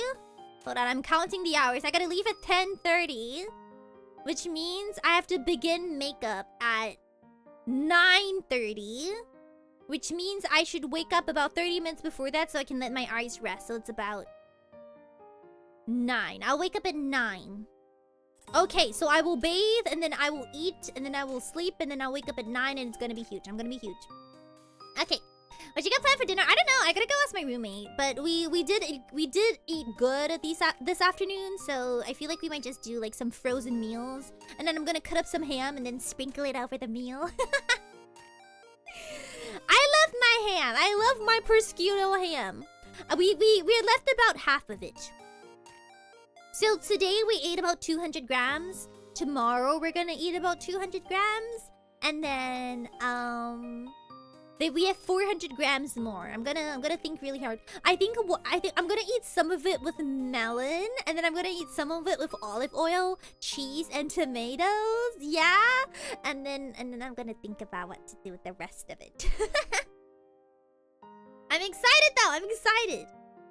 Okay, I think this is all I'm gonna do for today. I'm gonna cut it early just so I have time to like bathe and do the various things. Hello, Kamani, welcome. Thank you for following. Welcome to the Nebu Nation.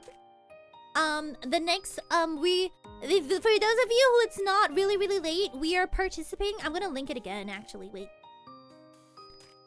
We are participating in a karaoke party with, Idolira's channel. Where is it? There it is, okay. This is happening in like a couple hours. 4 hours, I think. This is happening in 4 hours, I believe. It's going to be over. Let me shout her out again. If you want to pop in there first. Whoop, there we go. There we go. Okay. This is happening in about 3 hours. I have one full song that I'm going to be singing. This is not a duet thing, so it's going to be one full song from Seion Aera. I won't tell you what song. You have to go and watch yourself. I don't know what order I'm in. So you guys are just gonna have to watch the whole thing.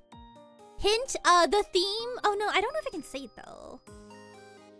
Has she tweeted about it? Has she tweeted about the theme? If not, I'm not gonna say it. Did she tweet about the theme? She did. Okay. So the theme is spring. The theme is spring. It's a spring-themed song. And everyone is gonna sing something that has something to do with spring. So, gonna be a spring song. So look forward to that. With permission, I probably will post like a little clip of it after the whole thing is done. But would still rather you guys actually go and watch the thing. Okay, it'll be huge. It'll be huge. Okay. Let me go find someone to raid. Neko's was having a donathon and they raided into us last week, so I'm going to go return the favor. Yes, go guess. It is a sad song. It is a sad song, and it is a spring song. So do with that information what you will.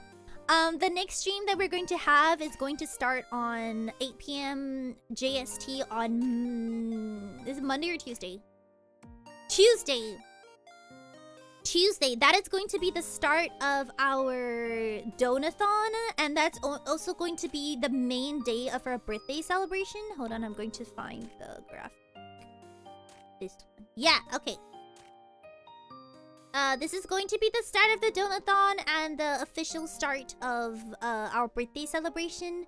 If the mods have anything they need to send to me that they want me to see on stream, please make sure you do it before the stream starts. I would appreciate it. How long, I honestly cannot tell you.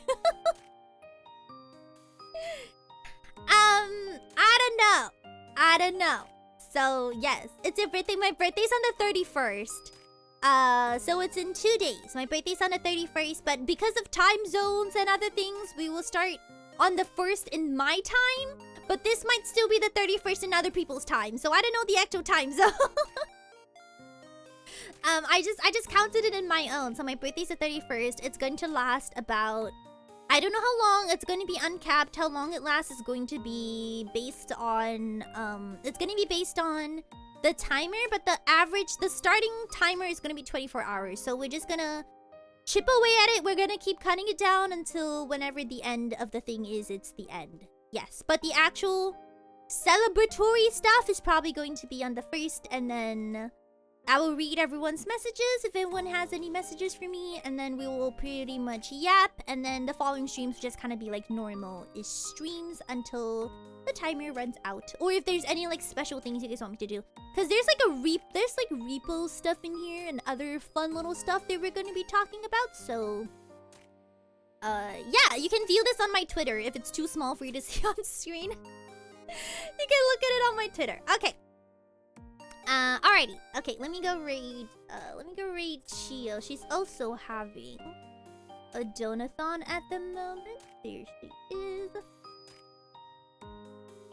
Alrighty. Okay. Thank you all so much for coming. Thank you all so much for watching. Those of you gonna sleep, good night. Have a good night. Those of you not, have a good rest of your day. And I'll see you guys again next time. Good night, Nebulite.